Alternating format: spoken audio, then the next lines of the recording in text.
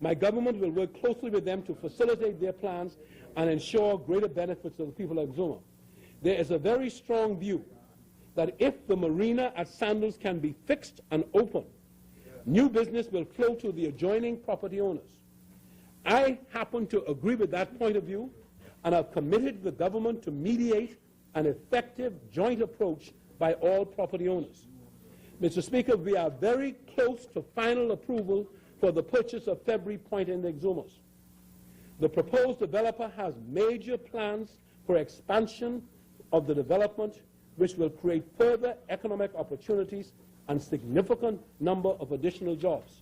The Minister of Tourism, myself, the Minister for Foreign Affairs, and the Minister of Investments met with one of the developers, Mr. Speaker, and we are confident that there are amazing plans that will result in the expansion of the development at February Point, Mr. Speaker, and based on what he has said, there will even be Bahamian beneficial involvement in that development.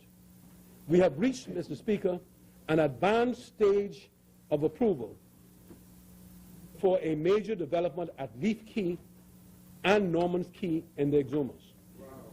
As soon as certain technical impediments are overcome, the developments will commence and hundreds of Bahamians will be employed. This ain't no long time. This is happening. Lying between Eleuthera and Exuma is the picturesque Cat Island, with its bays, lovely beaches, and rolling hills.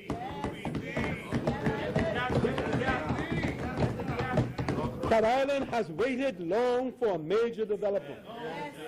This development was on the agenda of our predecessors. I am therefore particularly delighted to indicate that after protracted delays, through an ongoing dialogue with my government, all of the remaining issues and hurdles with Cat Island developers have been resolved.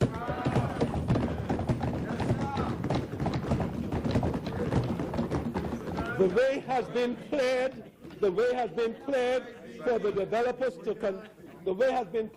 developers to continue with this ambitious project. The project envisages a luxury residential resort community, 2 to 3 low-density hotels, and a spa, an 18-hole Reese-Jones design golf course, a beach club, retail village, single-family lots and condo units, and an equestrian center. The developers have been granted franchises to provide their own utilities and will advance the funding to upgrade the new Bright Airport. Let me say it again. We are demonstrating a commitment already to public-private sector partnership. We're doing it in Bimini, and now we're doing it in Cat Island, where the developer will meet the costs that we detail, no more than. And we will watch that.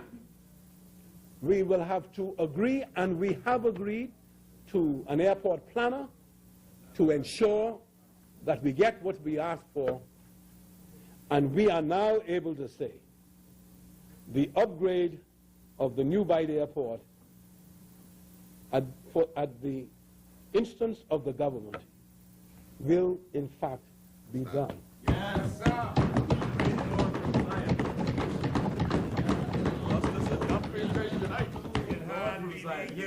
The development is to be branded as a PGA village. The development is to be branded as a PGA village pursuant to an agreement with the Professional Golfers Association of America. And Mr. Speaker, there are many, many jobs involved in that. Yes. The developers have also begun discussions, the Minister of Health, on integrating a medical health center into their property. Yes. Yes. It is an exciting development for Cat Island, and I believe it will be a catalyst for further development, but I am able to say that's even more jobs.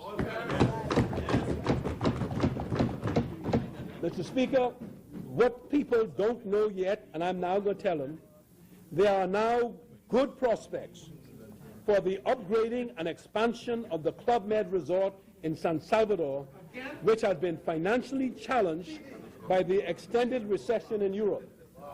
The high cost of airlift and the lack of aviation fuel at San Salvador Airport.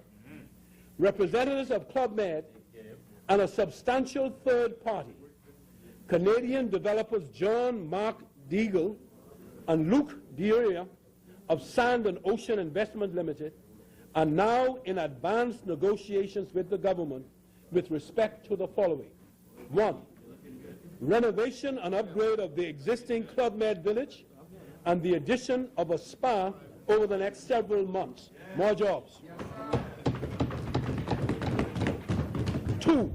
The construction by the third-party developers of 360 new luxury condo units to be managed by Club Med. Many, many more jobs. 3. The construction of a 5-star boutique hotel of not less than 125 rooms by the third-party developers to be managed by a well-known European boutique hotel operator. Many more jobs. Mr. Speaker, on the part of the government, installation of a fuel facility at San Salvador Airport and upgraded equipment and facilities to accommodate direct international flights from Europe, Canada, and the United States of America. And Mr. Speaker, that's all.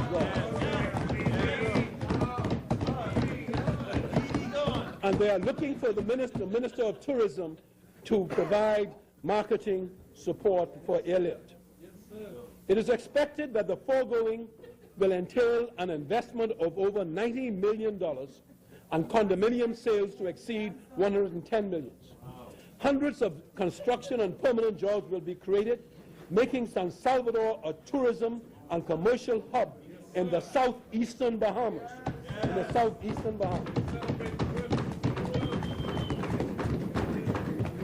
Mr. Speaker, I am speaking early and some may say prematurely on this development, but I am satisfied that these proposed developments are indicative of the returning confidence in the Bahamas as a place to do business and invest.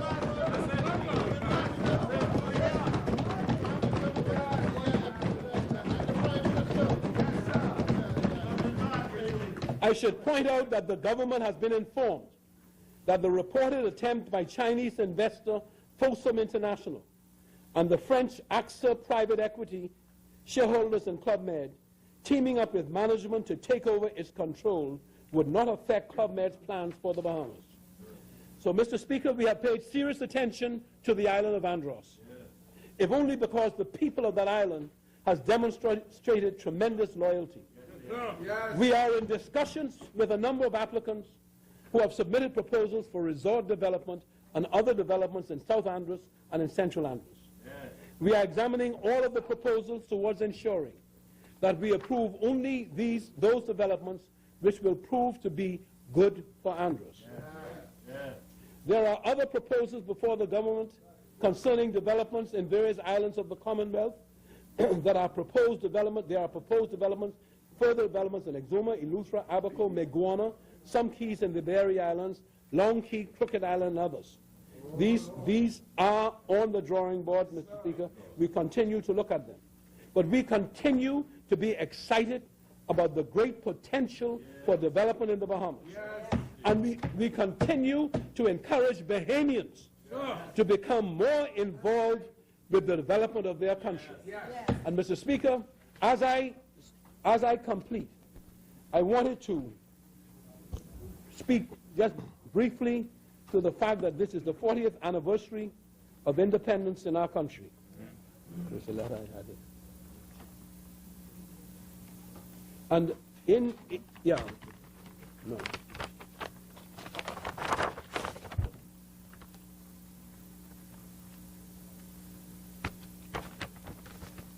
But what, Mr. Speaker, I wanted to say that I could just extrapolate from memory is that, well, here it is. Wendell Jones has been commissioned to write or publish a book a commemorative publication on the occasion of our beloved nation's 40th anniversary of independence. He did it for the 30th anniversary and for various governments at different times.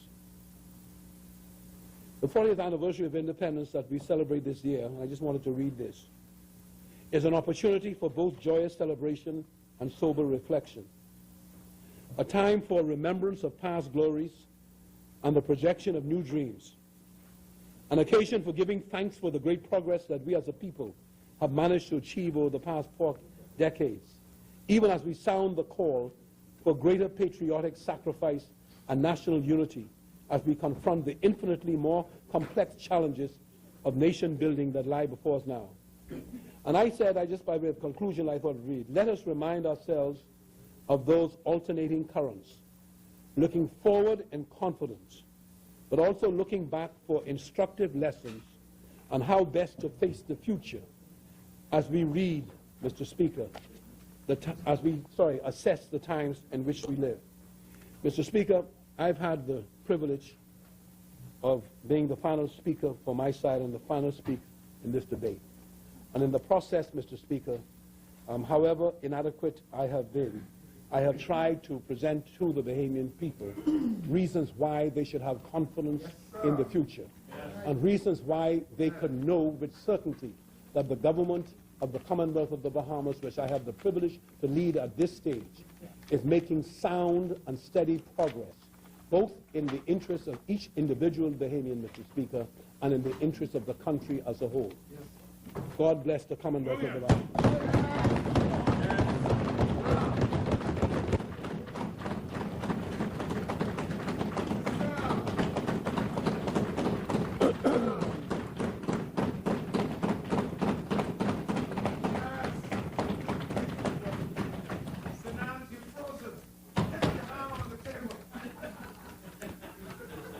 Thank you, Right Honourable Member for Centerville.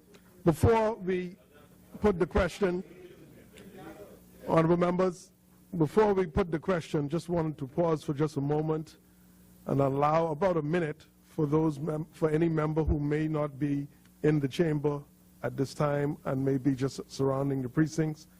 I'll allow for a moment, because when the question is put for these series of bills, the chair would request that members resume their seats.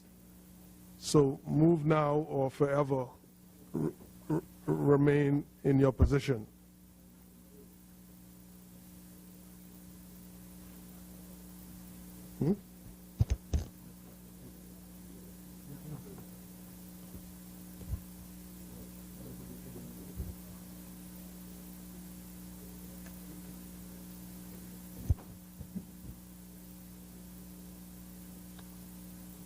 The chair assumes that all members are in place.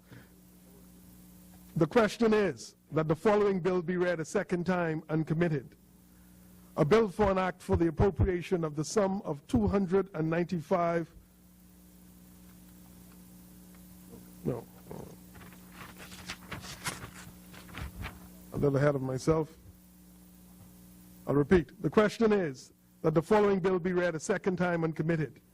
A bill for an act for the appropriation of diverse sums of money for and towards defraying the expenses of the government of the Commonwealth of the Bahamas on revenue account for the financial year commencing 1st of July 2013 and ending the 30th of June 2014.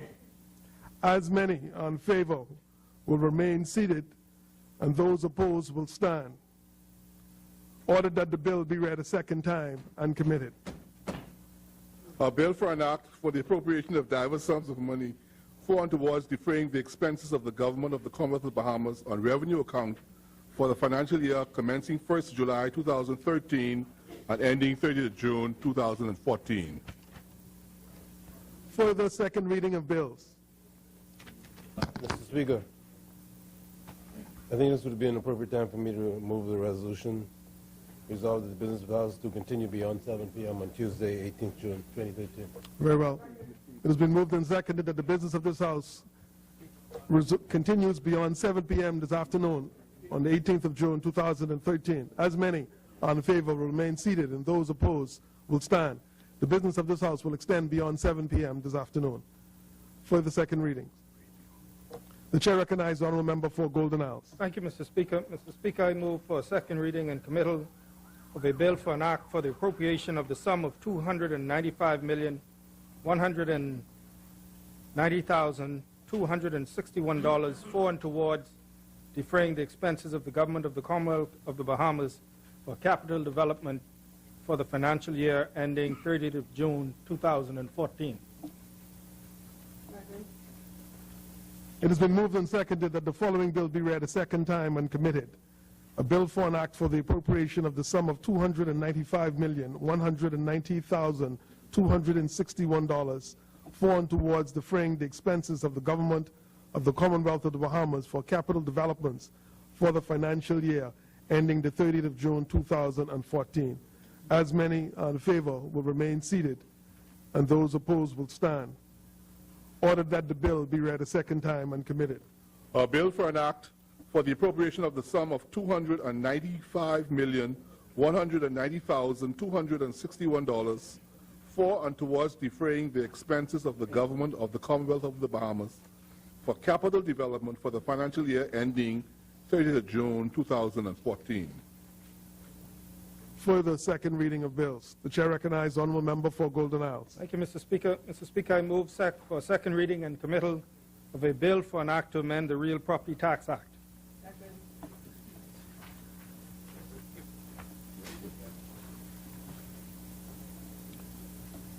It has been moved and seconded that the following bill be read a second time and committed. A bill for an act to amend the Real Property Tax Act. As many in favor will remain seated, and those opposed will stand. Ordered that the bill be read a second time and committed. A bill for an act to amend the Real Property Tax Act. For the second reading of bills.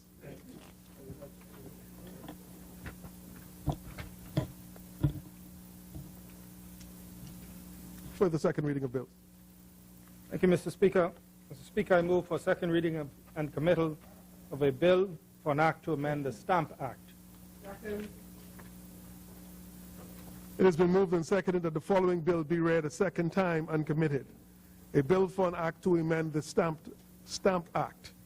As many in favor will remain seated, and those opposed will stand. Ordered that the bill be read a second time and committed. A bill for an act to amend the Stamp Act. For the second reading and committal of bills. The chair recognizes the honourable member for Golden Isles. Thank you, Mr. Speaker. Mr. Speaker, I move for a second reading and committal of a bill for an act to amend the Business License Act. It has been moved and seconded that the following bill be read a second time and committed. A bill for an act to amend the Business License Act. As many in favor will remain seated, and those opposed will stand. Ordered that the bill be read a second time and committed. A bill for an act to amend the Business License Act. For the second reading and committal. The chair recognizes the honourable member for Golden Isles. Thank you, Mr. Speaker. Mr. Speaker, I move for second reading and committal of a bill for an act to amend the Customs Management Act. It has been moved and seconded that the following bill be read a second time and committed. A bill for an act to amend the Customs Management Act. As many are in favor will remain seated, and those opposed will stand. Ordered that the bill be read a second time and committed. A bill for an act to amend the Customs Management Act. For the second reading and committal of bills. The chair recognizes the honourable member for Golden Isles. Thank you, Mr. Speaker. Mr. Speaker, I move for second reading and committal of a bill for an act to amend the Family Islands Development Encouragement Act. It has been moved and seconded that the following bill be read a second time and committed. A bill for an act to amend the Family Islands Development Encouragement Act. As many in favor will remain seated, and those opposed will stand. Ordered that the bill be read a second time and committed. A bill for an act to amend the Family Islands Development Encouragement Act. For the second reading and committal. The chair recognizes the honourable member for Golden Isles. Thank you, Mr. Speaker. Mr. Speaker, I move for second reading and committal of a bill for an act to amend the Electricity Act. It has been moved and seconded that the following bill be read a second time and committed. A bill for an act to amend the Electricity Act. As many are in favor will remain seated. Those opposed will stand. Ordered that the bill be read a second time and committed. A bill for an act to amend the Electricity Act. Further second reading and committal of bills. The chair recognizes the honourable member for Golden Isles. Thank you, Mr. Speaker. Mr. Speaker, I move for second reading and committal of a bill for an act to amend the City of Nassau Revitalization Act. It has been moved and seconded that the following bill be read a second time and committed. A bill for an act to amend the City of Nassau Revitalization Act. As many are in favor will remain seated, and those opposed will stand. Ordered that the bill be read a second time and committed. A bill for an act to amend the City of Nassau Revitalization Act. Further second reading and committal of bills. The chair recognizes the honourable member for Golden Isles. Thank you, Mr. Speaker. Mr. Speaker, I move for second reading and committal of a bill for an act to amend the Insurance Act to provide for the payment into the Consolidated Fund of excess surplus funds. It has been moved and seconded that the following bill be read a second time and committed. A bill for an act to amend the Insurance Act to provide for the payment into the Consolidated Fund of excess surplus funds. As many are in favor will remain seated, and those opposed will stand. Ordered that the bill be read a second time and committed. A bill for an act to amend the Insurance Act to provide for the payment into the Consolidated Fund of excess surplus funds. Further second reading and committal of bills. The chair recognizes the honourable member for Golden Isles. Thank you, Mr. Speaker. Mr. Speaker, I move for second reading and committal of a bill for an act to amend the Bahamas Maritime Authority Act to provide for the payment into the Consolidated Fund of excess surplus funds. It has been moved and seconded that the following bill be read a second time and committed. A bill for an act to amend the Bahamas Maritime Authority Act to provide for the payment into the Consolidated Funds of excess surplus funds. As many are in favor will remain seated, and those opposed will stand. Ordered that the bill be read a second time and committed. A bill for an act to amend the Bahamas Maritime Authority Act to provide for the payment into the Consolidated Fund of excess surplus funds. Further second reading and committal of bills. The chair recognizes the honourable member for Golden Isles. Thank you, Mr. Speaker. Mr. Speaker, I move for second reading and committal of a bill for an act to amend the Utilities Regulation and Competition Authority Act to provide for the payment into the Consolidated Fund of excess surplus funds. It has been moved and seconded that the following bill be read a second time and committed. A bill for an act to amend the Utilities Regulation and Competition Authority Act to provide for the payment into the Consolidated Fund of excess surplus funds. As many are in favor will remain seated, and those opposed will stand. Ordered that the bill be read a second time and committed. A bill for an act to amend the Utilities Regulation and Competition Authority Act to provide for the payment into the Consolidated Fund of excess surplus funds. For the second reading and committal of bills. The chair recognizes the honourable member for Golden Isles. Thank you, Mr. Speaker. Mr. Speaker, I move for second reading and committal of a bill for an act to amend the Clifton Heritage Authority Act to provide for the payment into the Consolidated Fund of excess surplus funds. It has been moved and seconded that the following bill be read a second time and committed. A bill for an act to amend the Clifton Heritage Authority Act to provide for the payment into the Consolidated Fund of excess surplus funds. As many are in favor will remain seated. Those opposed will stand. Ordered that the bill be read a second time and committed. A bill for an act to amend the Clifton Heritage Authority Act to provide for the payment into the Consolidated Fund of excess surplus funds. For the second reading and committal of bills. The chair recognizes the honourable member for Golden Isles. Thank you, Mr. Speaker. Mr. Speaker, I move for second reading and committal of a bill for an act to amend the Bridge Authority Act to provide for the payment into the Consolidated Fund of excess surplus funds. It has been moved and seconded that the following bill be read a second time and committed. A bill for an act to amend the Bridge Authority Act to provide for the payment into the Consolidated Fund of excess surplus funds. As many in favor will remain seated, and those opposed will stand. Ordered that the bill be read a second time and committed. A bill for an act to amend the Bridge Authority Act to provide for the payment into the Consolidated Fund of excess surplus funds. For the second reading and committal of bills. The chair recognizes the honourable member for Golden Isles. Thank you, Mr. Speaker. Mr. Speaker, I move for second reading and committal of a bill for an act to amend the Savings Bank Act. It has been moved and seconded that the following bill be read a second time and committed. A bill for an act to amend the Savings Bank Act. As many are in favor will remain seated, and those opposed will stand. Order that the bill be read a second time and committed. A bill for an act to amend the Savings Bank Act. For the second reading and committal of bills. The chair recognizes the honourable member for Golden Isles. Thank you, Mr. Speaker. Mr. Speaker, I move for second reading and committal of a bill for an act to amend the Financial Administration and Audit Act to provide for the establishment of a public procurement department within the Ministry of Finance and for connected matters. It has been moved and seconded that the following bill be read a second time and committed. A bill for an act to amend the Financial Administration and Audit Act to provide for the establishment of a public procurement department within the Ministry of Finance and for connected matters. As many are in favor will remain seated. Those opposed will stand.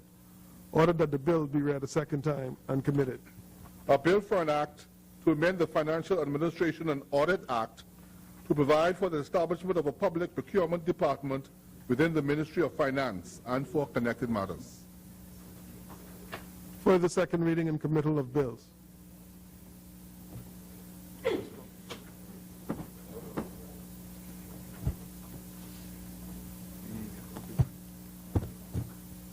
The chair recognizes the honourable member for Golden Isles. Thank you, Mr. Speaker. Mr. Speaker, I move for second reading and committal of a bill for an act to make new provisions for the imposition and collection of customs duties and to give effect to the harmonized system of tariff and for connected purposes. It has been moved and seconded that the following bill be read a second time and committed. A bill for an act to make new provisions for the imposition and collection of customs duties and to give effect to the harmonized system of tariff and for connected purposes. As many that are in favor will remain seated, and those opposed will stand. Ordered that the bill be read a second time and committed.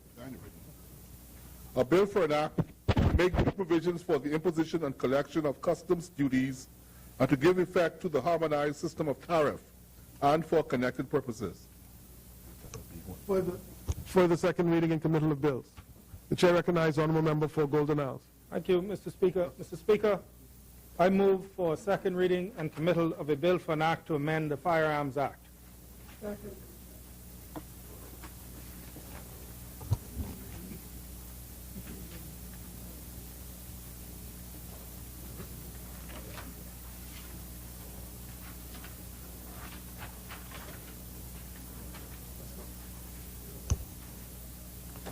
It has been moved and seconded the following bill be read a second time and committed. A bill for an act to amend the Firearms Act. As many are in favor will remain seated, and those opposed will stand. Ordered that the bill be read a second time and committed. A bill for an act to amend the Firearms Act.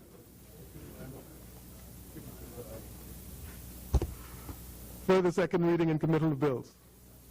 The chair recognizes the honourable member for Golden Isles. Thank you, Mr. Speaker. Mr. Speaker, I move for second reading and committal of a bill for an act to amend the Police Force Act.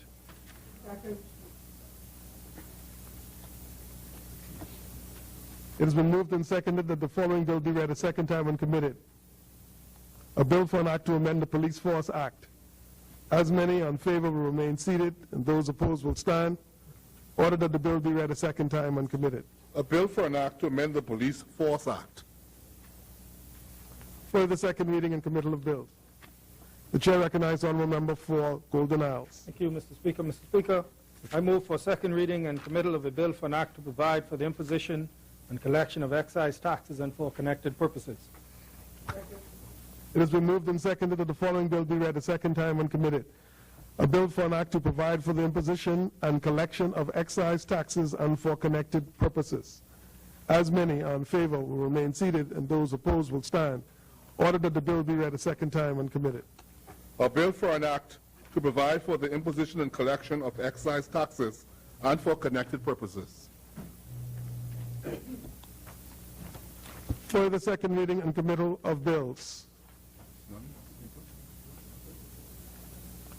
For the second reading and committal of bills. Mr. Speaker, The chair recognizes the honourable member for Bain and Grandstown. I have no further second. Thank you, honourable member. Committee of the whole House. Mr. Speaker, The chair recognizes the honourable member for Bain and Grandstown. I move that the House now resolve itself into a committee of the whole with the Deputy Speaker and the Chair.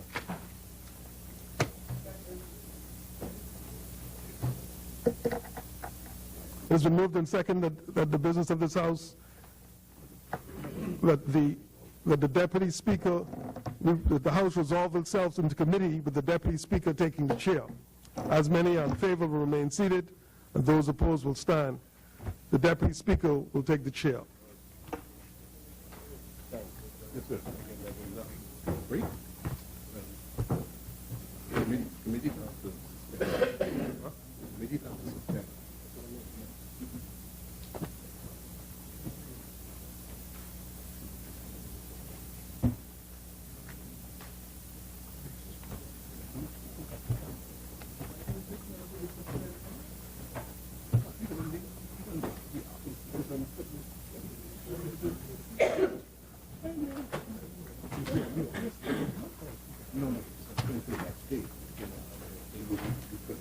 Committee of the Whole. Chair recognizes the honourable member for Bain and Grandstown. Mr. Deputy, this is going to be something of the long haul. And so I would wish to move that the House suspend for 15 the committee suspend for 15 minutes. Is there a seconder? It's been moved and seconded that the Committee of the Whole suspends for 15 minutes. As many as in favor shall remain seated. Those that oppose shall stand. Committee of the Whole will be suspended for 15 minutes.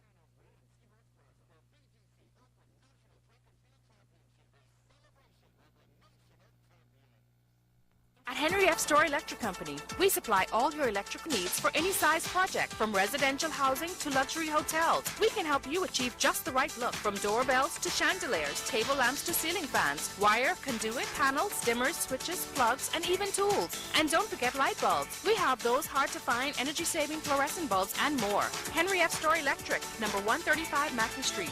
Over 50 years of reliability, service, and low prices. We also ship to the Family Islands. So, you want to set up a group pension plan for your company? Great! Could be the best move you've ever made. The smartest move you can make right now is to call FG Financial. FG Financial offers customized group pension plans designed to meet your company's needs. Keep your present employees happy and attract the cream of the crop with guaranteed retirement savings. Call FG Financial today at 396-4000. Get a group pension plan for a better life from FG Financial, a subsidiary of FAMGuard. Life is full of possibilities waiting to be discovered by you.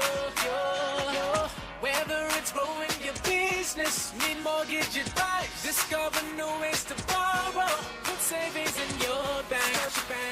Personalized banking solutions. Discover the possibility. Discover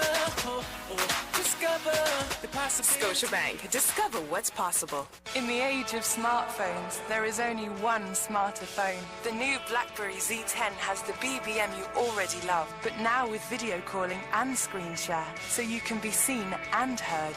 Easily navigate between apps with new features like Flow, Peak and Hub, and an 8-megapixel camera with time shift technology, so you can capture the perfect moment. With a faster browser, bigger screen and predictive keyboard, it's not a phone that just gets you by. It's the phone that propels you forward. The new BlackBerry Z10 is the smarter phone. Get yours now at BTC.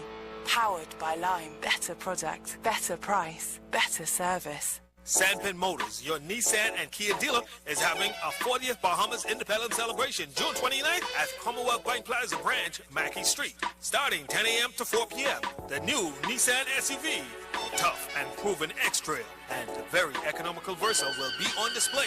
Also, the Kia Sportage, real car of the NBA, Optima, and newly designed Serato will be there too. Come and celebrate with us. June 29th, Commonwealth Bank, Mackey Street. Refreshments will be available. Don't forget it, June 29th. Sandpin Motors, your Nissan and Kia dealers will be at Commonwealth Bank.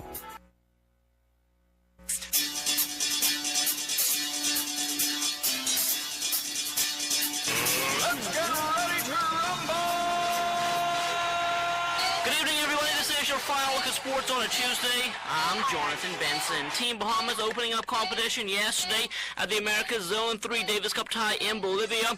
Devin Mullings took to the court first, and he got the Bahamas off to a fast start with a 6-3, 6-3 win over Luis Garcia. Kevin Major Jr. took to the court next, and he was not as fortunate. Major lost his match to Walner Espinoza by an identical 6-3, 6-3 scoreline. That meant it all came down to the doubles, and Jamal Adderley and Marvin Roll were up to the task. They disposed of John Silva and Walner Espinoza 7-6 and 6-4. The Bahamas had today off. They will take back to the court again tomorrow. Well, following a win at the New Province Cycling Association's Road Race Championships over the weekend, Jay Major is gearing up for the Bahamas Cycling Federation's National Championships next month, and he knows it's not going to be easy. I come into the Nationals with high expectation. I'm looking to win it. It's going to be a next race like this. It comes down to strategy. It's a long race. Nutrition is going to play a key as well. The competition always steps up a notch in Nationals because everybody wants to win, and they actually train all year for it. So the competition is going to be very stiff. Now, Major also went on to talk about what his schedule looks like following the Nationals. After Nationals, I'm going to the Tour Dairylands up in Wisconsin to do an 11-day stage race. Then after that, I'm off to Canada to do the longest junior stage race in the world called Tour de B. Preparation for those type of races are long days on the bike, 4 or 5 hours a day on the bike. Keeping your body up in tip-top shape and just training and riding your bike, riding really hard, staying focused on what you have to do. Last year in the B, I came 55th out of 165 juniors. So I'm looking to get up in the top 20, top 10 probably. What I'm really looking for is to win stages. Well, it appears that the saga within the B3's executive is continuing to escalate. Reports have surfaced about an incident which almost turned physical during the association's last meeting. Vice President Iram Lewis is one of 3 members fighting in a vote of no confidence, and he spoke briefly about the latest round of events. It got kind of heated in the meeting, but at the end of the day, cool head prevails, and we're going to try to show that even though we may have differing opinion, we can still settle matters as adults in a peaceful manner, because if we go out there and react violently and show that we cannot resolve our conflict, then we'll be sending the wrong message to the same inner city children and children across the Bahamas that will be watching us. Well, 2013 has been a banner year so far for track and field standout Shawnee Miller. In addition to winning the Austin Seeley Award at the Carifta Games, Miller also won an indoor national title for the Georgia Bulldogs while picking up a second-place finish at the outdoor nationals. Shawnee's father, Sean, has been very instrumental in her success, and we recently spoke with him about his views on her 2013 season. So far, she's had a very good season. There was a slow start, she was out for a while because she got re-injured during the Olympic Games, but she was in George Clare's hands, and I think he did a stellar job as far as getting Shanae ready for the season. She never was, in my view, 100%, but being such a warrior, she came out and she performed well. So far, we're pleased with what she's done, and right now making preparation to bring her into Freeport for nationals. And I think, I'm not certain, but I think the coach is eyeing at the 200 meters. Now, Sean went on to speak about why Shawnee is more likely to run the 200 meters during the nationals. She ran at the NCAA national, the 400 meters, but being a competitor and being very competitive, she's looking at the field, and he's also looking at how competitive the 200 meter field is this year. There are a lot of champions that's going to be in the 200 meter at our senior nationals, and he wants to be in the mix in that as well. So no chance for her to double? How the schedule is set up, it'll be extremely difficult for her to double at nationals. Well, the Bahamas Parent Association of Track and Field Athletes held its annual general meeting and election of officers over the weekend. Every member of the previous slate was returned, and for good reason. Those individuals have been instrumental in getting a number of Bahamian student athletes off to school abroad, including Desmond Major and Olympian Trevor Vanomaki. I am really grateful to the association as it has been helpful in securing my son a full scholarship at Benedict College this upcoming semester. At the time, I think my son couldn't do it. And with this Parents Association with Mr. Petty and Mr. Bernard, they pushed my son a far way.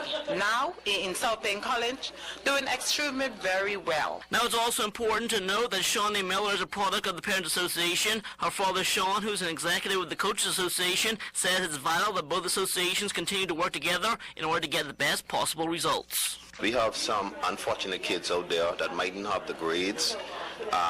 The Parents Association goes to the schools and, well, they help assist, as far as letting the schools know that, hey, this kid mightn't have qualified for Division I, but here is a junior college and here's an athlete in the Bahamas that we could probably get him into school.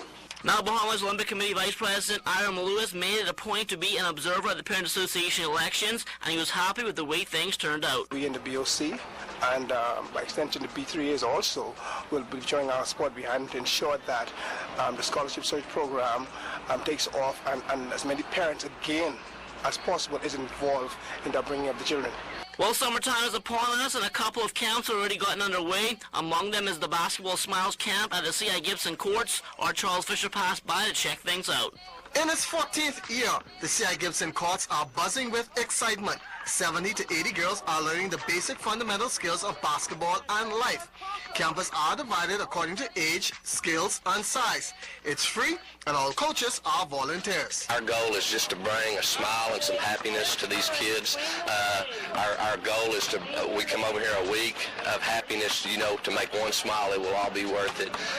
Our goal is to teach these kids life lessons of self-respect, being a good citizen, staying in school, getting their education. Camp coordinator Patty Johnson, focus is all about the girls. It's definitely a plus for girls.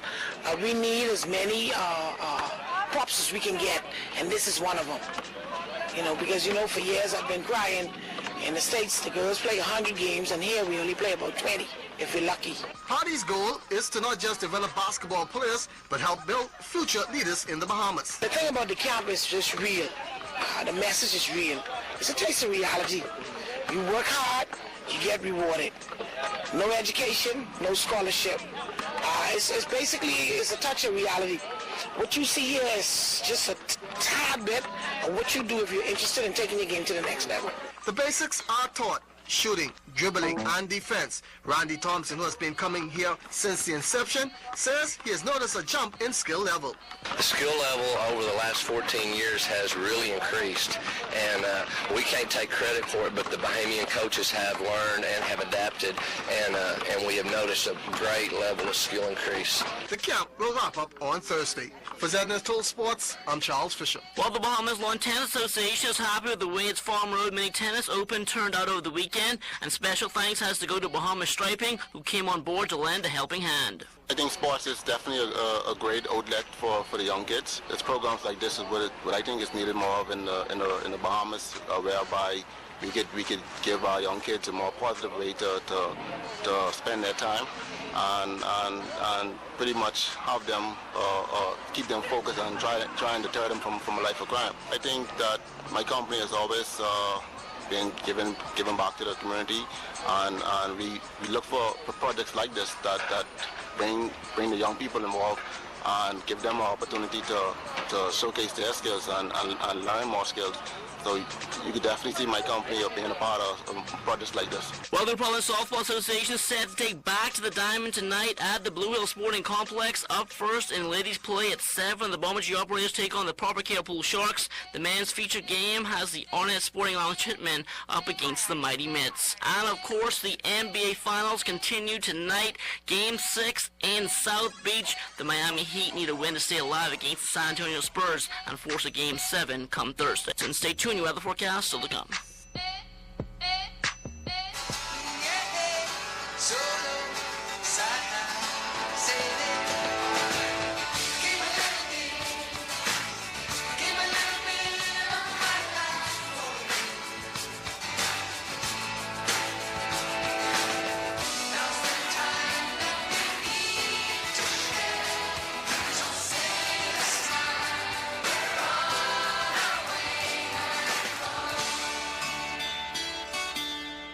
Need help purchasing property? When you find the perfect property, you need to act fast. But what about the financing?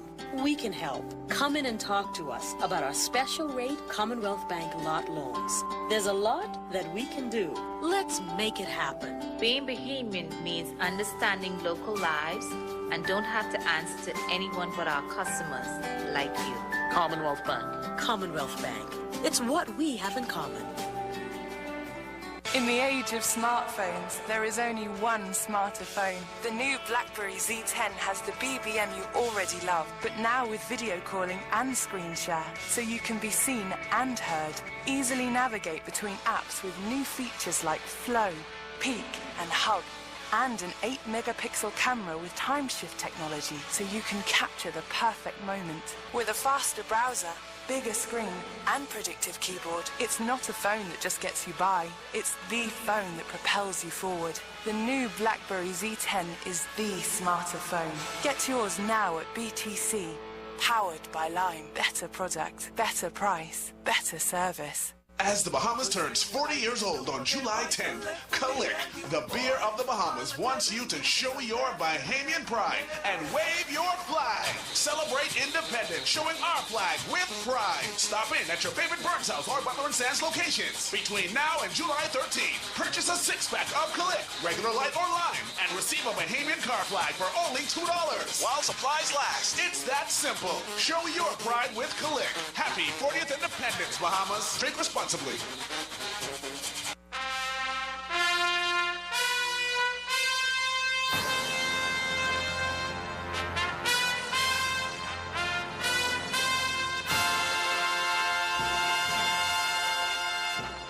In those days, few men were found to answer the sacrificial call to the task of building a better Bahamas at every single step of the way.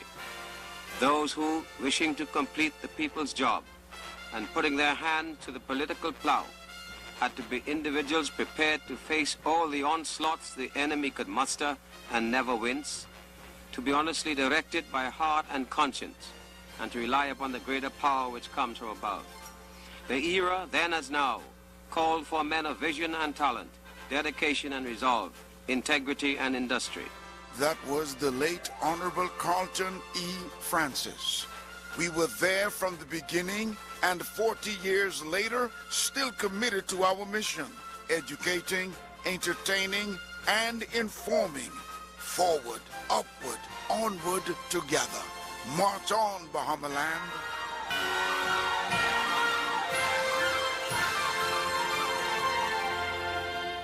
Need to renovate? If you're thinking about a new kitchen, updated bathroom, or other home renovation, we can help. Come in and talk to us about our special rate Commonwealth Bank renovation loans. Build credit while you renovate. Let's make it happen. Being Bahamian means we understand local lives and don't have to answer to anyone but our customers like you. Commonwealth Bank. Commonwealth Bank. It's what we have in common. We going to Crab Fest! Bahamas Ferries is taking you to Crab Fest in Andros, June 14 and 15. Get on the boat! All aboard the Sands Fair Party Boat. Saturday, June 15, leaving Quarterski Dock at 7:30 a.m. You'll party all the way to Andros with the hottest DJs and Sands Fair Special. For more information, call Bahamas Ferries at 323-2166 or visit bahamasferries.com. Bahamas Ferries, we make the connection.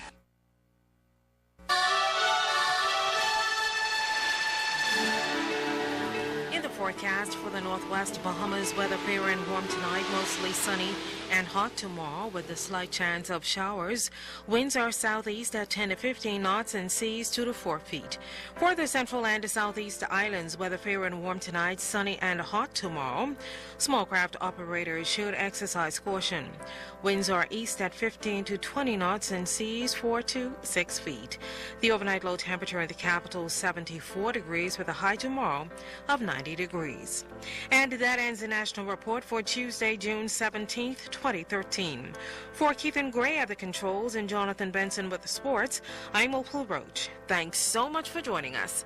Have a great evening, everyone.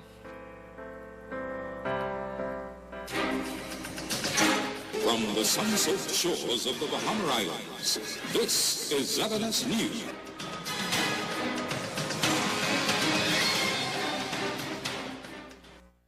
Radio Bahamas Community Announcements. Good evening, I'm Desmond Saunders with your community announcements.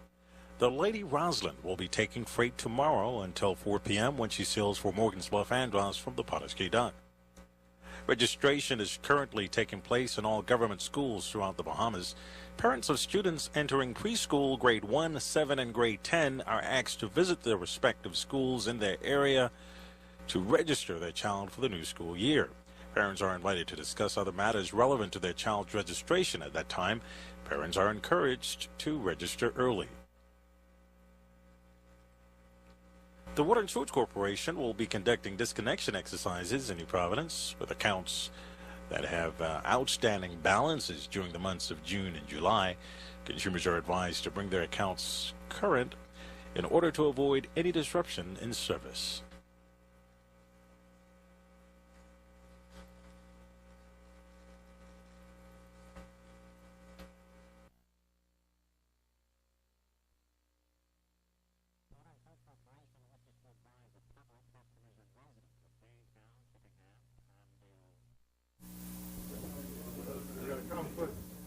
Honourable members.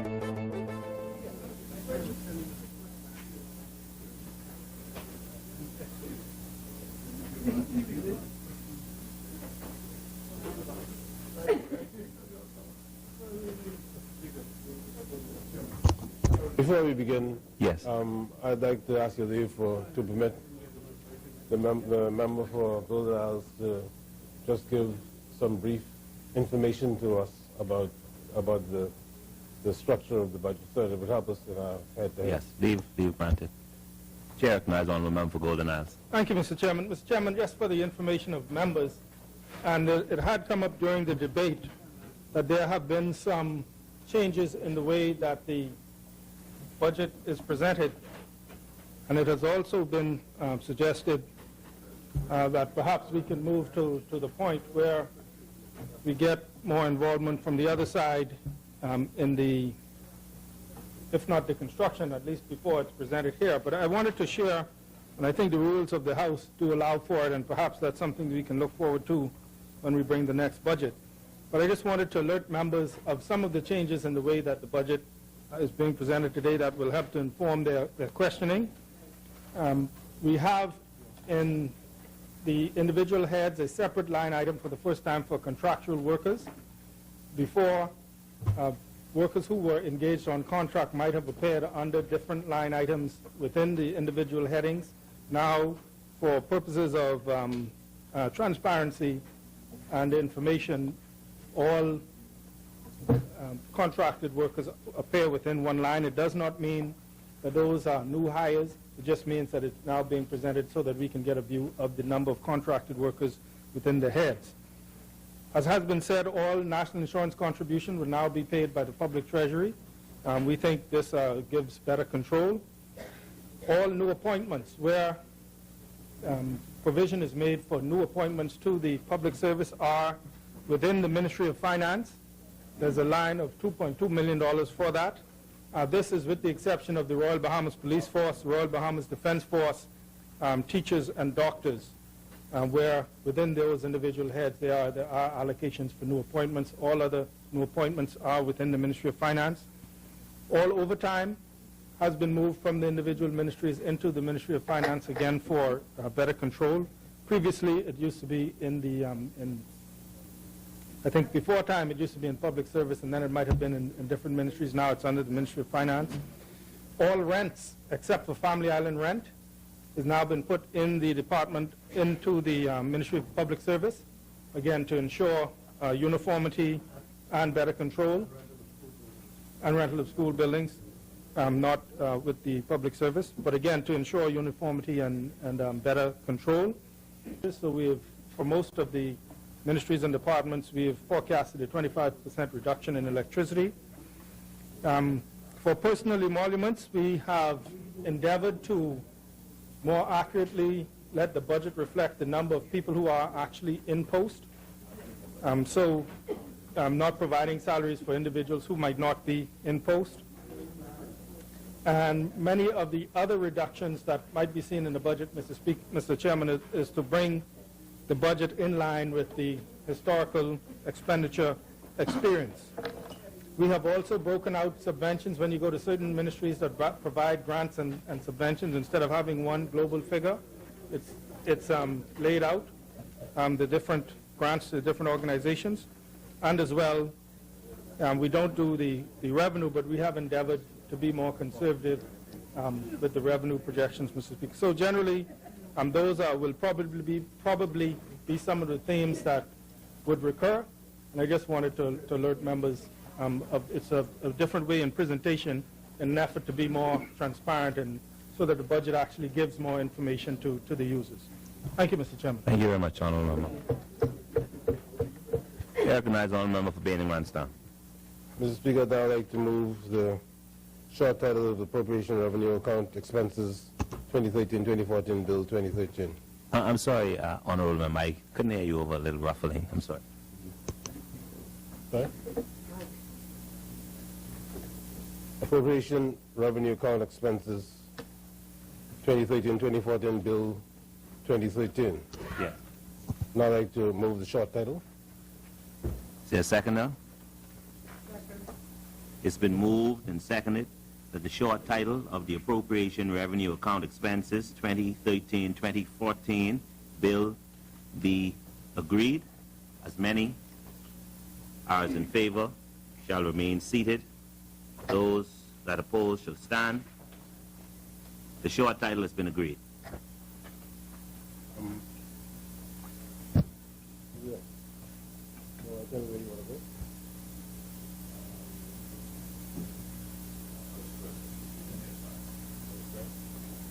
Speaker, Mr. Secretary, I move that heads 1 to 4. I'll just remind you when they start to shuffle the papers. So you said you'd like to have heads. Sorry, I move that heads 1 to 4 be agreed.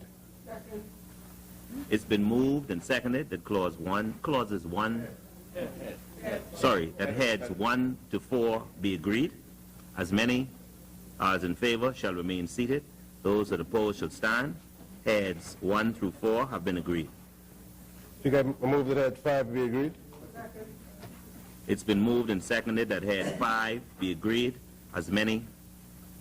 Chair recognizes the Honourable Member for Kalani. Thank you, Mr. Speaker. Please, man, just scroll down. Mr. Speaker, Block 50, item 575200, insurance premiums for law enforcement officers.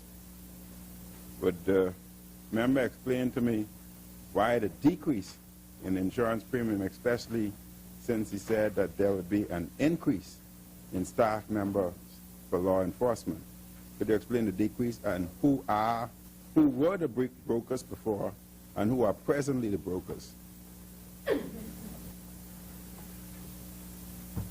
Chair recognizes the Honourable Member for Golden Gates.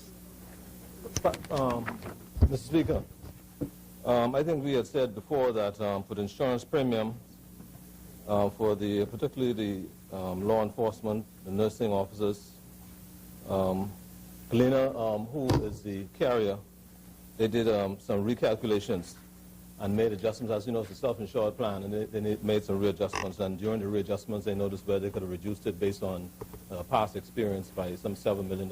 So the coverage remains the same. All of the persons still remain covered, but after the readjustments, because of the past experience, they were able to reduce it. Chair recognizes the Honourable Member for Kalani. Thank you, Mr. Speaker. So the police who are presently covered, both the staff member and their families would remain covered, or that would be deducted, or moving forward that would be deducted? The coverage right now, as we speak now, has not been changed at all. The same coverage they had prior to now, the coverage still exists today.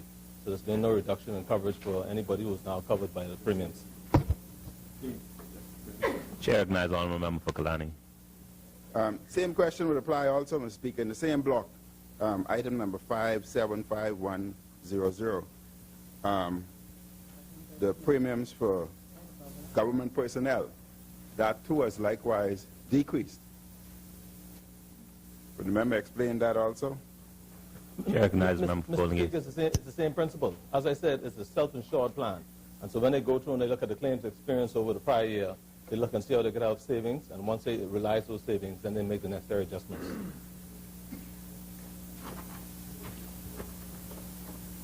The Chair recognizes the Honourable Member for Central Grand Bahama. Thank you very much, Mr. Speaker. Block 30, line 301, 220. Office rent, Freeport. I see line 210 covers office rent, accommodations general, but 220 covers office rent, Freeport Grand Bahama, increased from 362 to 635, an increase of $273,000. Could you tell me what departments are involved in that increase?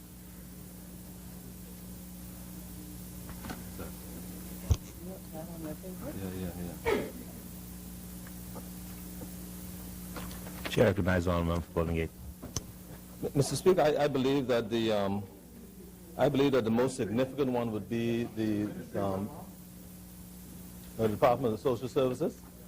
They're supposed to be relocating to new premises. As you know, in most cases where we are now relocating individuals, departments and ministries, because of the rundown conditions, we will look in the future of moving them back into some government-owned premises that are presently run down. And in Grand Bahama specifically, I think the Department of Labor is supposed to move into new premises as well, into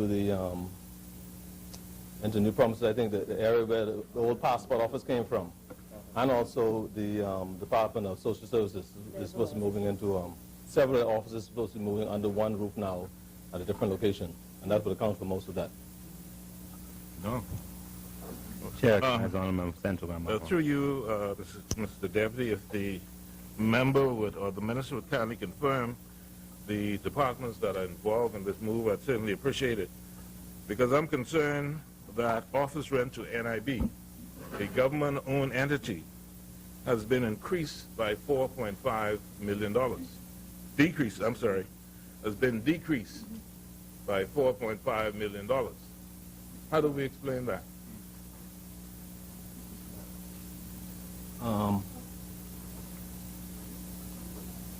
Mr. Speaker, I think the Ministry of Finance was in discussions with the National Insurance Board looking at restructuring the arrangements that they have with all the lease finance arrangements. And out of the restructuring, they were able to reduce it by some $4.5 million. But it's basically because of the restructuring of the existing arrangement they have with National Insurance.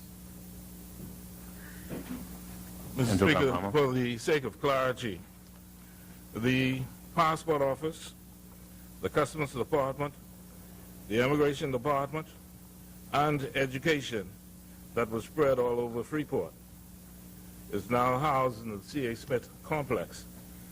Are they paying rent to the government or to NIB? Because it's just baffling to me the discrepancies in this rent. No. Mr. Speaker, the entire building is on a lease finance program with the government. And so the rent will be paid, of course, the rent will be paid by the public service to NIB. And you won't have individual departments and ministries paying. The public service will pay the entire rent to the NIB. But the $4.5 million you're talking about, that's not for Freeport. Initially you asked about, I think, the increase, or the question was asked about the increase of $270,000. Right. But the $4.5 million is due to the restructuring of the arrangements between National Insurance and the government of the Bahamas. Ministry of Finance. Sorry, Ministry of Finance. During my contribution, I had posed 2 questions to the Minister responsible for Social Services, and perhaps you can provide me with these answers, if not before the close of business today, sometime soon. Chair, recognize the Honourable Member for Golden Isles. Yeah, just to shed a little bit, I'll add some to what the Honourable Member for Golden Gates has said. The Ministry of Finance is in discussions with the National Insurance Board to restructure, with a view to restructure some of the lease arrangements. Currently, the leases run for 15 years at a rate of prime plus 1 3/4%.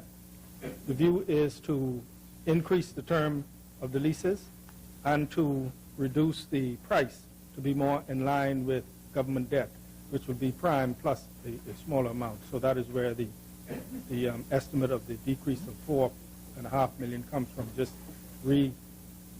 renegotiating really the terms of the leases with the National Insurance Board. Chair recognizes. I do thank the Honourable Minister, but as I noted earlier, I had posed 2 questions to the Minister responsible for Social Service, and that is, what was the square footage of the space occupied by social services in the National Insurance building, and what is the square footage of the space where they're about to move to, and the difference in the rent? Because here you're suggesting that social services is involved in this increase of $273,000. You could imagine we rent lots of space all over the Bahamas, and to keep those details. But I undertake to I appreciate it. I'll undertake to get that information for you. Thank you so much. As Chair recognizes the Honourable Member for East Grand. East Grand Bahamas. Yeah. Mr. Deputy, just a quick question to follow up on the comment by the Minister of State for Finance. He indicated that the government is restructuring some of the leases with the National Insurance Board, reducing the rate of return. And I just wondered, the interest rate, prime plus 1%. No, reducing the payment. Yeah, right. So the payback to national insurance is being reduced. Yes? No, the period of the loan and the interest rate. Well, then how does that translate into a reduction in rent? Pardon?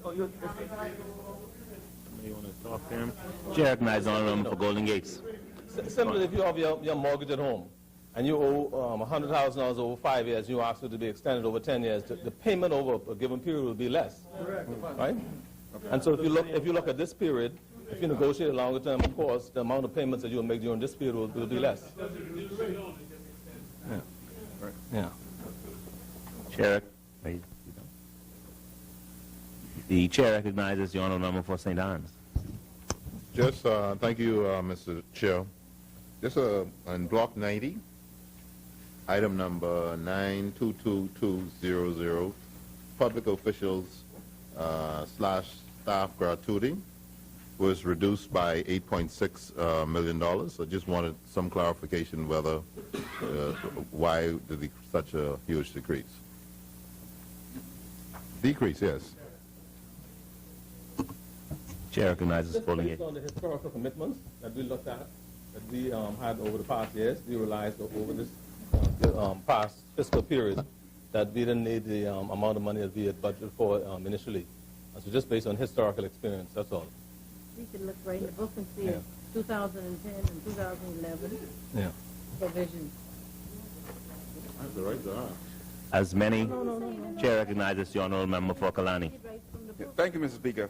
Mr. Speaker, I want to ask the member back to Block 50. You said that they're self-insured. Are they reinsurers or is just self-insured? There's a couple of good hits and you can have problems. So are they reinsurers? I'm not sure of the details of Kalina, but I know the range that we have with them, once we look at the claims experience and amount of money that we pay into the premium, then they would estimate how much money we actually need to continue to put into the plan, depending on which one of the agencies we are covering. And so it would normally balance itself, but if there's a low claims experience for the prior year, then of course the subsequent year they would reduce the amount of premium that we would have to pay. But I'm sure Colina is listening. I would still like to know whether there are reinsurers. I'll ask them. And back to Block 30. Item number 30210. Rent. It's a global rent. You explained that, the Prime Minister explained that, as well as the Minister of State explained that all the rentals are now being Block 30. Rent. The Prime Minister and the Minister of State explained that this is now a global rent, and all the rentals are now brought into this particular block. Except for the Palm Island. Yeah, but what I'm concerned about, when I look at the other heads, there's still Block 30 with rent still within that. No, it's not Family Islands. As you go through your book, Give us an example. Yeah. No, we're going to deal with it then also. But what I want to know, since it's still in different heads under Block 30, rent is still there. Is this new rental, or is there a mistake? Rent was not removed from Block 30 in the other heads. No. All of the rent being paid by the various ministries, department on New Providence was transferred into the public service for payment. And that was so we could create consistency. I mean, when I spoke about how we, in some instances, pay up to $50, $60 per square foot, plus CAM charges for some of these facilities. And so the idea was so we could be consistent. In some instances, they would negotiate between different agencies, knowing that they will go to one agency and get a higher rate. When they come to the public service, they get a lower rate. So to create consistencies, all of the rent for the New Providence was placed in that head right there. So I'm not sure that that's new. That's all of the rent that they were paying, except it will now be paid by the department, by the Ministry of Public Service. Mr. Speaker, I'd leave that for now, but as we move through, you could forget basketball, but as we move throughout the night, what you will find is that there are a lot of inconsistencies that has to be explained.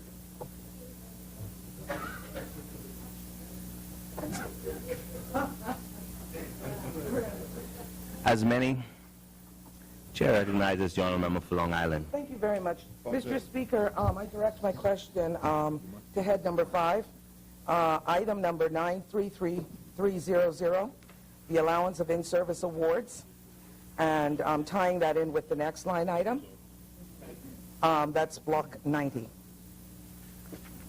My question is, I noticed that the in-service awards have remained consistent, but I see that the tuition reimbursement in the following line item has increased by $200,000. Are people being, I'd like to know if they're being accredited and told that they can do these classes before, or is this just an ad hoc thing where they're now bringing in their certification and asking to be reimbursed? There was a period when the union negotiated one of the industrial agreements. They negotiated for tuition reimbursement. Under the previous administration, they actually paid individuals who were not qualified under tuition reimbursement, which meant that persons who should have been paid were not paid. Presently, we owe about $1.3 million for tuition reimbursement based on the agreement that we have with the union. And the fact that persons were paid who were not qualified, we now have to find additional monies to pay those persons who are qualified. And so we're now, I think we're in the process now of paying some $700,000. It's supposed to be done during this fiscal period. And the balance of this should take care of all of the other reimbursement, which total about $1.3, $1.4 million. Thank you very much, Mr. Speaker. So just for clarity, am I to understand that you no longer have to await an in-service award where it's agreed beforehand? You can basically come once you would have been received a certification and then be reimbursed? No. In-service awards are approved prior to the individual going on leave, Mr. Speaker. And so the idea is you apply to your ministry first. Your ministry would have monies allocated in their budget for the approval, and then they would send it to the public service for our final approval, and we'll send it back on to them. And so you have to have that approval prior to going on study leave. As many as in favor shall remain seated. Those that oppose shall stand. Head 5 has been agreed. The chair recognizes the honourable member for Bain and Grandstown. I move that head 6 be agreed. It's been moved and seconded that head 6 be agreed. As many as in favor shall remain seated. Those that oppose shall stand. Head 6 has been agreed. Mr. Deputy, I move that head 7 be agreed. It's been moved and seconded that head 7 be agreed. As many. Chair recognizes the honourable member for North Eleuthera. Thank you, Mr. Deputy. I go to Block 30 under electricity. We note that in the previous budget it was $15,000. This budget it's now budgeted for $125,000, which is an increase of $110,000 in that, and head 7, which is interesting for me because we've been predicting cuts in electricity, and particularly cuts across the board, some 25%, but you can see a dramatic increase here from $15,000 to $125,000.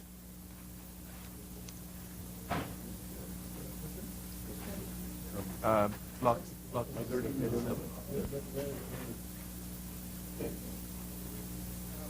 As you, Chair recognizes the honourable member for Golden Isle. as colleagues might be aware, there is the intention to move the office of the Attorney General to the building at JFK, which are larger premises, and so it is anticipated that the electricity charges will be higher, related to the move to the new building at JFK, which will happen during this fiscal period.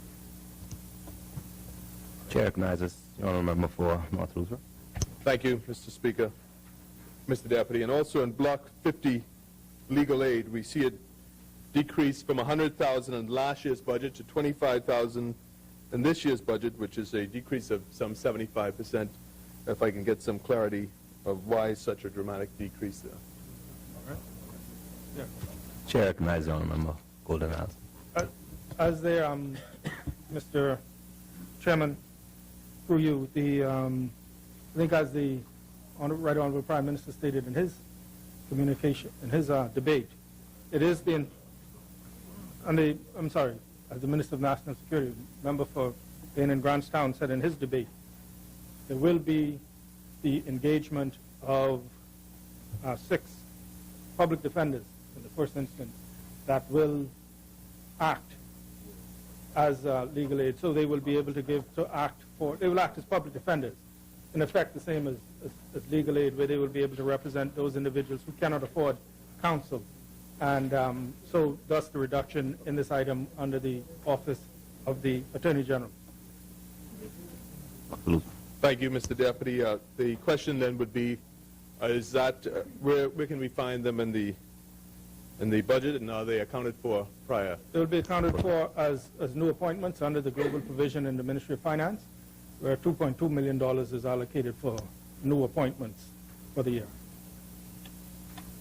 And going forward, they would be under, I think, the Office of the Judiciary. As many. Judicial Department. Chair recognizes East Grand Looking at the same Block 30, item number 301120, rent living accommodations, there's a $151,000 decrease.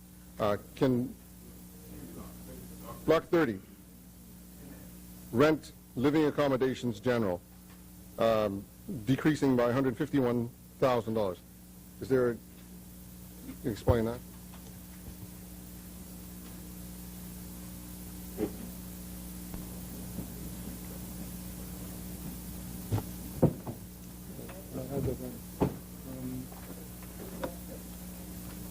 Chair recognizes honourable member for Golden Isles.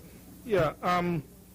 Speaker, I'll have to undertake to get the details on the living accommodation portion of the rent for the member.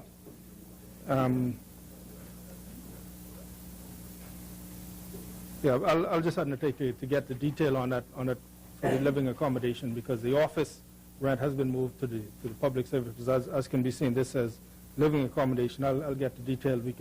I'll give it before we finish tonight. As many as in favor shall remain seated. Those that oppose shall stand. Head 7 has been agreed. Chair recognizes the honourable member for Bain and Grandstown. Head 8 be agreed. Seconder.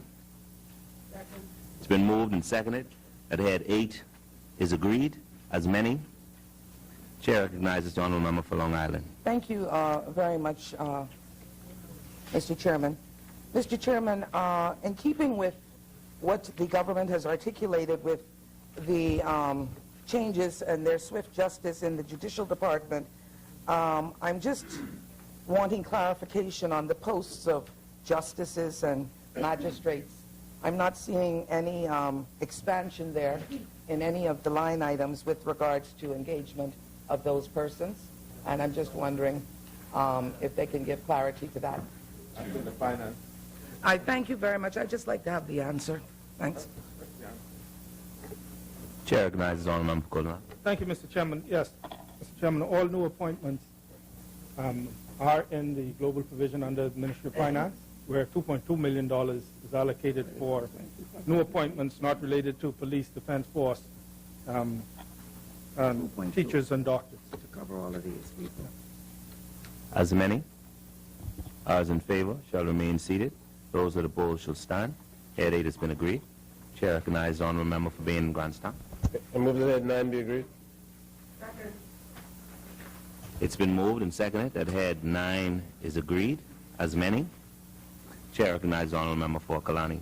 Yes, Mr. Speaker. Block 50, item 521100, developmental contracts.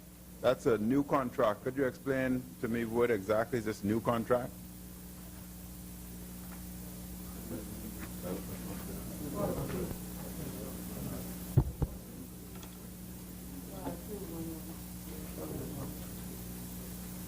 Chair recognizes the Honourable Member for Golden Isles. Yes, the increase is due to the inclusion in this item of janitorial services that I think was previously separated, but it's now here under development contract for the janitorial services. And while I'm on my feet, if I can just back to the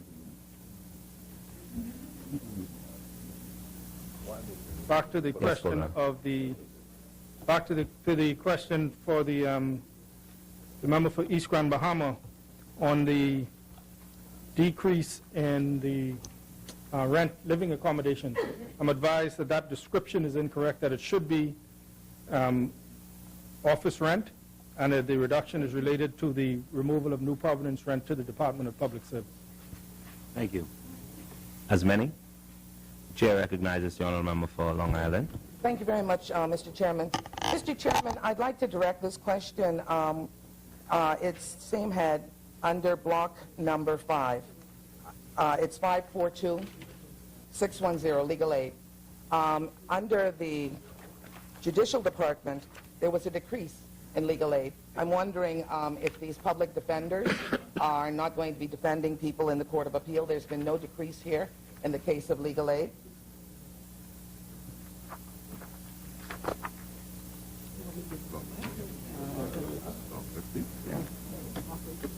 Chair recognizes the Honourable Member for Golden Isles. It is the intention for the public defenders to defend individuals throughout the system, Mr. Speaker, but we felt that this was adequate. It was not a large amount of money, so we felt we would just leave it the same. I think they show that. As many. Chair recognizes the Honourable Member for North Louthborough. Mr. Speaker, in the same block 50 tuition training and in-service awards, we noticed that it was some 20,000 last year, 5,000 this year. That's a decrease of 75,000. Just wondering why the 15,000 decrease of 15,000, 75% is what I meant to say, and we're just wondering why why such a dramatic decrease, knowing that we want to promote training. Mr. Speaker, if you would look back a few years, for example, in 2010, 2011, nothing was spent.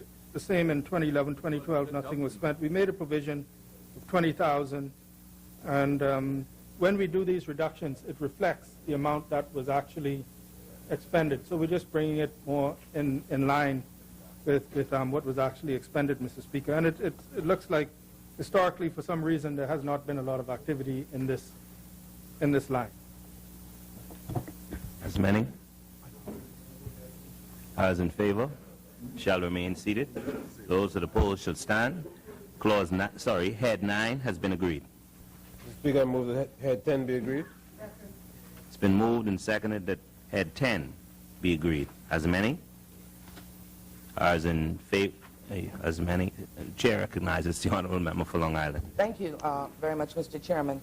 Mr. Chairman, I'd just like to question in Block 1 and why there seems to be almost $100,000 reduction in the permanent and pensionable staff. That's 011000. Thank you. Chair recognizes the Honourable Member for Golden Isle. Yes, thank you, Mr. Chairman. Mr. Chairman, the adjustments under personal emoluments are due to staff retirements, transfers, promotions, and the relocation of all contractual workers to the item that's right beneath 01100, which is 204,000. So if you see that overall the subtotal for personal emoluments actually increased. So a combination of those things, Mr. Speaker. As many as in favor shall remain seated. Those that oppose shall stand. Head 10 has been agreed.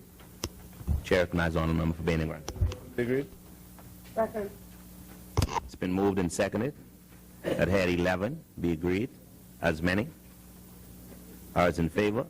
Chair recognizes the Honourable Member for East Grand Bahama. Mr.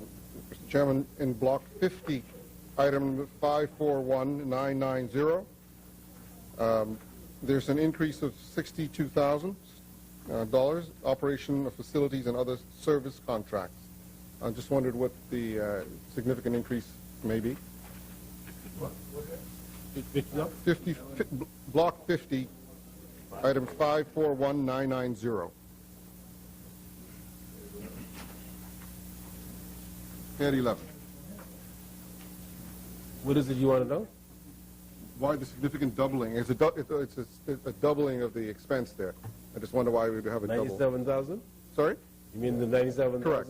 From 35,000 or 32,000, pretty much 35,000 last year, and then 97,000 this year. So when you contributed to our debate, you spoke about a number of problems with the infrastructure of the prison, and this is just one of those making provision for some of those problems that we have. We have a multitude of problems, for example, with the sewage system and things like that that have to be dealt with. So some of these things are handled by contracts. So it's not a specific item? No, it's not a specific item. It's maintenance issue. As many as in favor shall remain seated. Those that oppose shall stand. Chair recognizes the Honourable Member. Looking at Block 60, and just curious on two items. The first one is 611-300, cleaning and toilet supplies. I'm just wondering, how do we manage a decrease there? I know we use slop buckets and the like, but that surprised me. And just for time's sake, the second one was 612-300, food for human consumption. It's down 240,000. I just wonder how we're going to accomplish that. Well, the one thing, it's interesting you're talking about both ends. Yeah, exactly. Even till you're covered.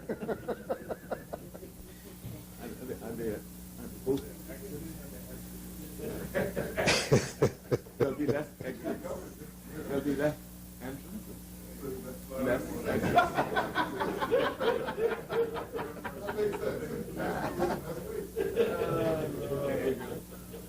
I really don't have the answer. I would assume with the toilet supplies, they probably found a cheaper supplier. And on the other end, I know the prisoners are very well fed, but I will try to find out that information for you. You don't get none in prison. As many? You sure? As many as in favor shall remain seated. Those that oppose shall stand. Oh, sorry. Honourable Member for Bain and Just finding out, it is what I told you, it's pricing. Competitive bidding is what has brought the price down for for the cleaning supplies. Yeah. As many are in favor shall remain seated, and those that oppose shall stand. Head 11 has been agreed. Huh? Head 11 has been agreed. I move that head 12 be agreed. It's been moved and seconded that head 12 be agreed. As many as in favor shall remain seated. Those that oppose shall stand. Head 12 has been agreed. Mr. Speaker, Deputy, I move that head 13 be agreed. Second. It's been moved and seconded that head 13 be agreed. As many. Chair recognizes Honourable Member for St. Anne's. Hi. Yes, Mr. Chair. While I understand, Mr. Chair, about the transfer of contractual workers and permanent pensionable workers, I did simple math on combining everything together, yet it went up by $311,842. That's block 1, item 01100, 011100, 015-100. If you add all of them together, you get a net difference increase of $300,000. I was just wondering, you know, I figured it would go down if you're transferring different items.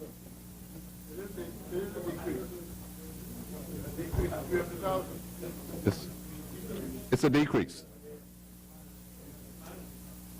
311,000, yes. Okay. That's true. So my question is, why did it decrease?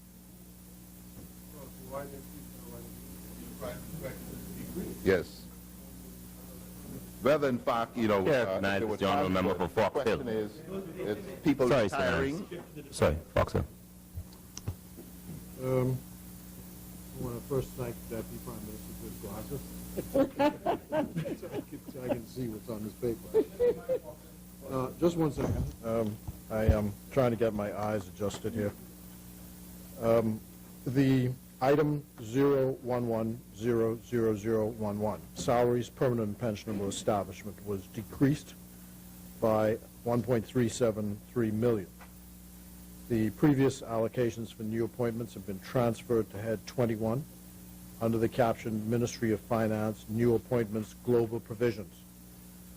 Salaries for contract workers were removed from the salaries for permanent and pensionable positions monthly to a specific item, 01110011, contract workers.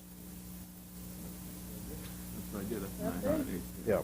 Item 001510011, which is regular weekly wages, was increased by $152,000 to cover salaries of persons who are actually in post. And national insurance contributions for monthly and weekly persons in overtime at 001710011 have also been removed from this head, and the budget allocations are now provided in head 22 at the Treasury Department under items 019510011, national insurance contributions, and item 001710011, overtime, under the Ministry of Finance.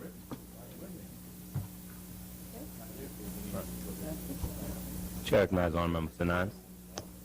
We move to block 50, item 521100, development costs. It was increased by $160,000. I just wanted to know what's involved with the $160,000.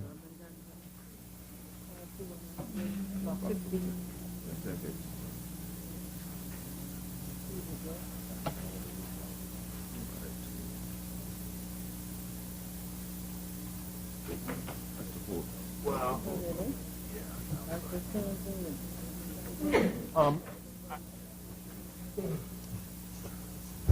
The note here says that the block has been increased, the whole block has been increased by something like $2 million. I'm going to find out, the staff is here, I'll find out in a second what the specific thing is with the development contracts.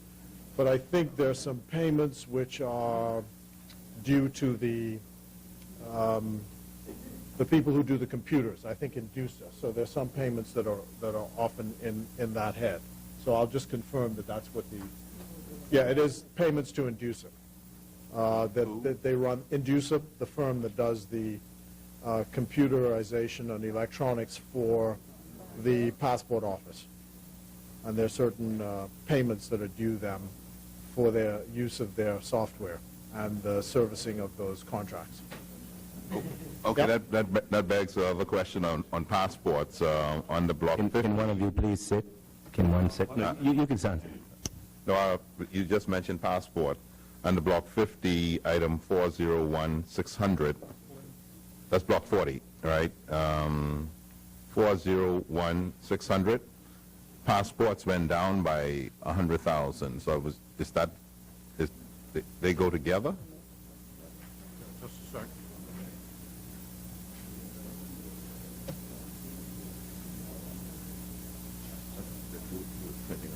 Okay. All right, so the explanation is funds allocated under this block, block 40, are earmarked for item 0401-100-11, printing and duplication 40,000, which was reduced by 10,000. Photocopying, photography, and blueprint were reduced by 10,000, and the one you're talking about, item 0401-600, passports was reduced by 100,000. Funds for this item were contractual in nature, and the amount provided is to cover costs for the fiscal year 2013-14. So I gather the costs would have dropped in relation to the contract, for the contract. But all right, that's printing. That's printing, but that has nothing to do with development costs, which you would just explain earlier. That's software. The books are the hardware, so the printing. You said the development contracts would have to do with the software and servicing.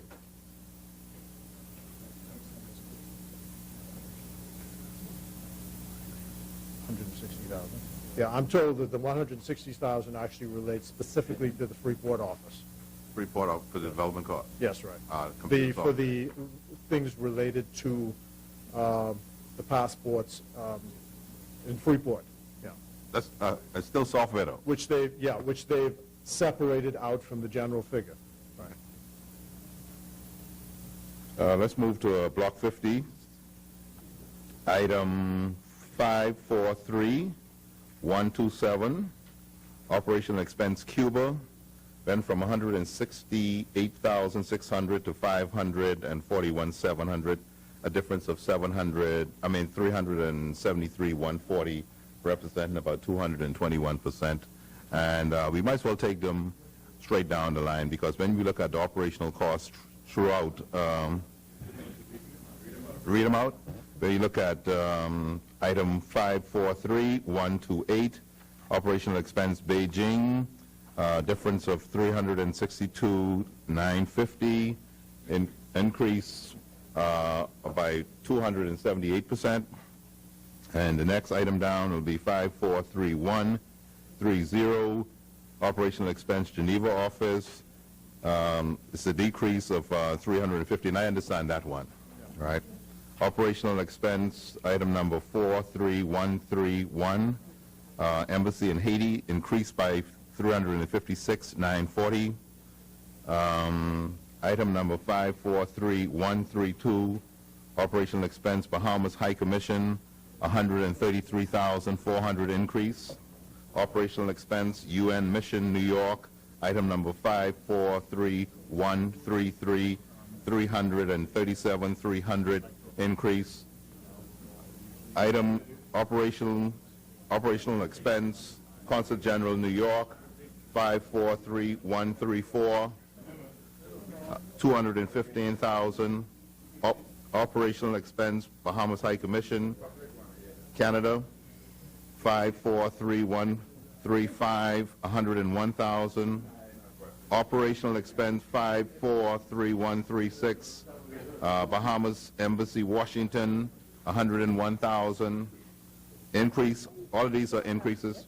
Operational expense Consulate General Miami, 543137, $139,400.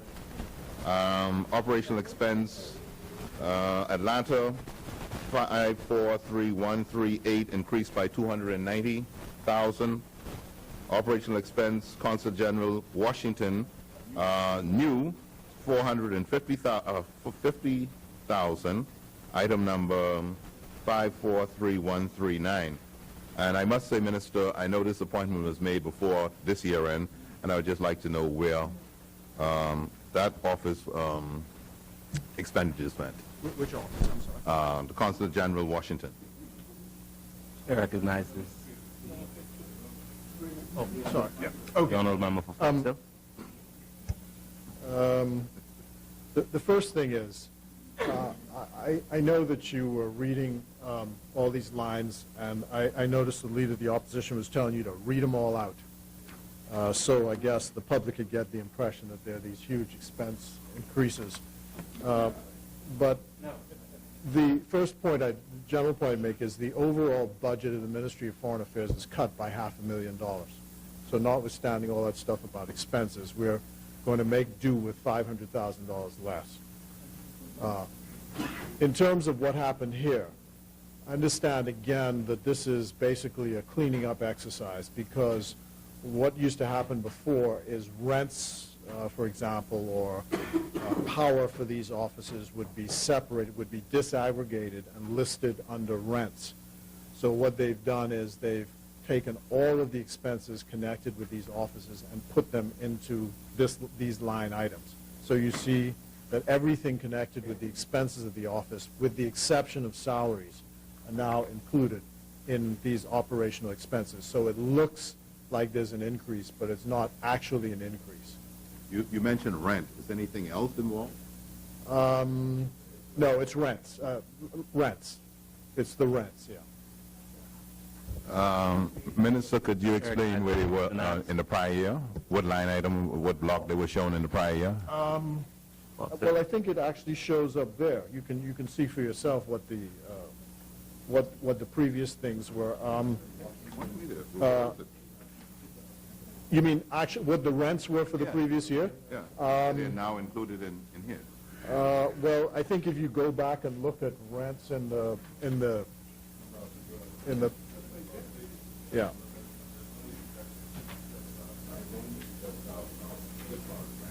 No. I think they disaggregated it. Well, I'll get the advice from the officials, but I think it's disaggregated to, according to the particular office, and was listed separately. So there are lots of items which are not repeated. Yeah. So. Items not repeated, but you also said that your total budget went down by $500,000. I agree with that. Yeah. But when, the $373,000 was emoluments. So, I hear that, but then operational expense for the other things went up. Yeah, I'm saying I'll check with the officials on the specific. The last question you asked, I believe, had to do with the operationalizing the embassy in Washington. Because there's a consulate which is being established in Washington, and that's the figure connected with operationalizing that office. There's a consulate which is being established in Washington, D.C., and that office has to be operationalized, so there wouldn't have been a figure for the previous year. Right. Right. No, this is the number now, the 450,000.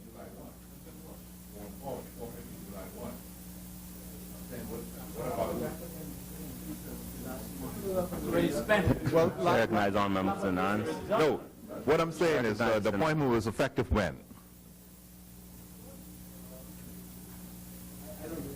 But I think it was announced in February or March. Right. So my point is, where is that being expensed now?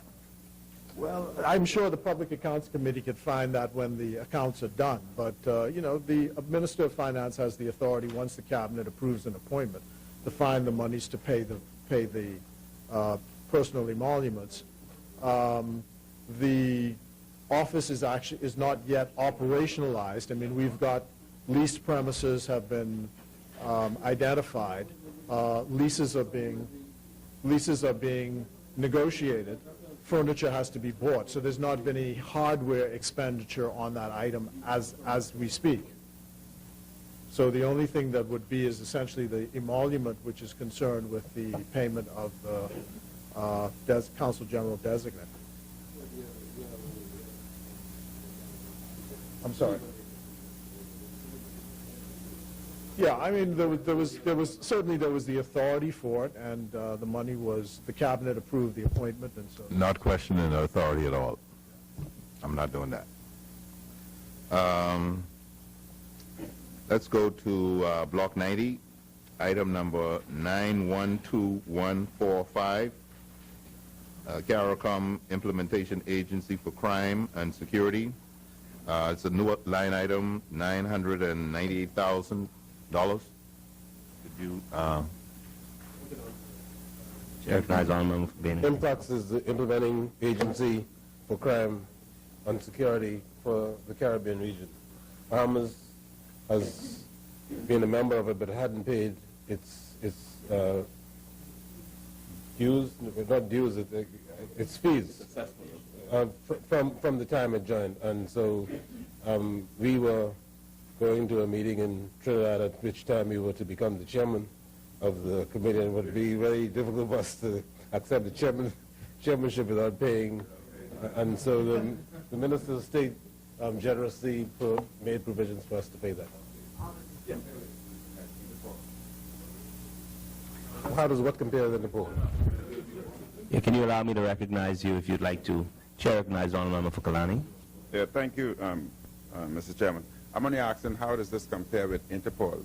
I assume this is just a Caribbean function versus Interpol International? Yes, this is a Caribbean organization which doesn't deal with police operations. This deals with creating policy for the Caribbean region. Chair recognizes Honourable Member for St. Anne's. My final question, Mr. Chair, is still in Block 90, item number 912502, Caribbean Public Health Agency, new line item 235,244. Just an explanation as to what that's all about. It's in the same block. It's in Block 90. It's the last item on page 89.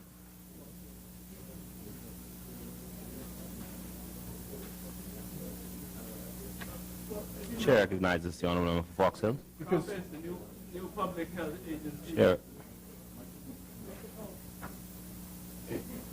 recognizes the Honourable Member for North Andros and the Berry Islands. Thank you. Where is it again? CARFA is the new public health agency established in the Caribbean, replacing the previous organization that was known as CAREC. It's been put together by Caribbean governments and PAHO. And thank you. Chair recognizes Honourable Member. All these things, the items in this head, for the purposes of the public, is that in this, the Ministry of Foreign Affairs becomes the, if you will, the facilitating agent of the ministries. I mean, they have their, if you are enrolled in a particular multilateral body, we are just the paying agent. So it's essentially whatever the assessment is right. But Foreign Affairs, because we're in law the body which deals with outside agencies, we're the ones that actually pay. Chair recognizes the Honourable Member for East Grand Mama. Mr. Chairman, not to belabor the point, but I'm just still a little bit unclear, and I just want to make sure I got the answer correct in my own mind.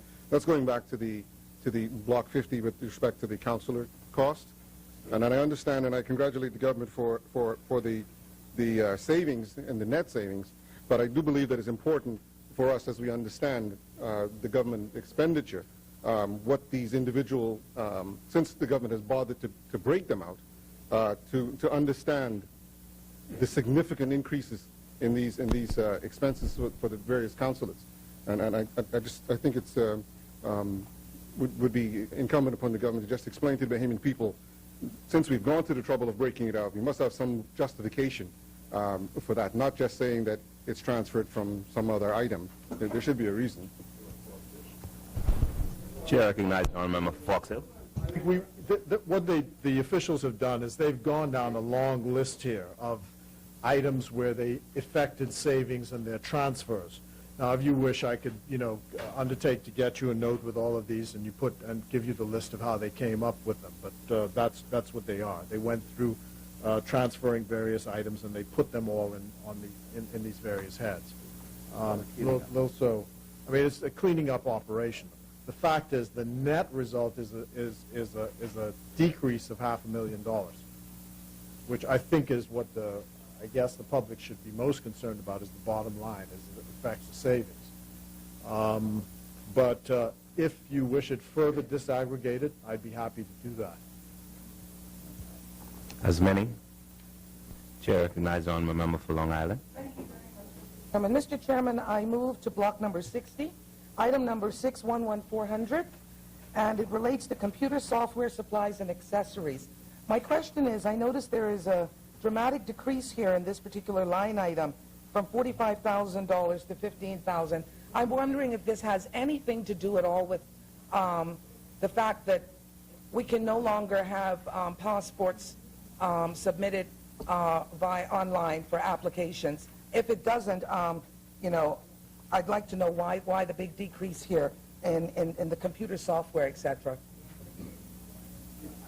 Recognize items again where the funds are now available at the Ministry of Finance. You did raise this matter with me about the passports and online. I hadn't appreciated that service was available, and I had undertaken with you privately to investigate why that was stopped, because we are in the process now. There's an internal committee of the ministry looking at an RFP to switch everything to an electronic platform and do away with paper sometime in the next budget cycle. So I was a bit surprised when you said it, and as I said, I undertook to investigate it and find out the reason why it is stopped, and if it can be re-implemented, that it should do so, because I do think that that is a platform which we ought to utilize. But I'm advised by my honorable friend that this $30,000 is one of these items that's been transferred into the Ministry of Finance vote. Thank you very much. We would be very grateful. Thank you very much, Mr. Chairman, if that is in fact reinforced and brought back into being, because there are many people abroad that found it very convenient to be able to apply. And I thought in moving forward with the e-platform that the government is pronouncing, that was one of the primary offices that started with the e-platform. So, and I agree. As I said, we have an RFP which is being developed because we want to switch to electronic entry at the port, for example, so that the system we saw in Dubai, for example, allows you with eye scans and fingerprints, and just using the electronic passport takes you 3 seconds to check, and you go through. So that's what we're trying to move to e-gates. You may have seen at the U.S. ports global entry for some, which is electronic as well. So that's the direction we're heading in, and passports should be a part of that if we get the funding next year and we're able to develop it. I would also say that there are some complaints from consumers about the fact that the heavily traveled, passport is no longer being sold by the ministry. Frequent flyers. The frequent flyer passport, the one with 60 pages instead of 30. And I'm trying to investigate bringing that back because, Bahamians still need visas to go to many, many countries. And, you get your passport used up and you're constantly changing the passport. So that is another one we're looking at as well. Chair recognizes Honourable Member for St. Anne's. Minister, I just looked at my budget and I just have a couple more questions for you, just probably clarification. And the emoluments, and I think I broached this with you during your contribution. And the emoluments, 8 ambassadors listed in both years. That will be page 81. 8 ambassadors listed in both years. However, there's the decrease of $441,000. Don't make much sense to me. Yeah. Again, there's a line, contractual officers. I just looked at it, which has 900,000. And what I'm told is everybody who is, that's in salaries, Personal emolument. on page 82. Yeah.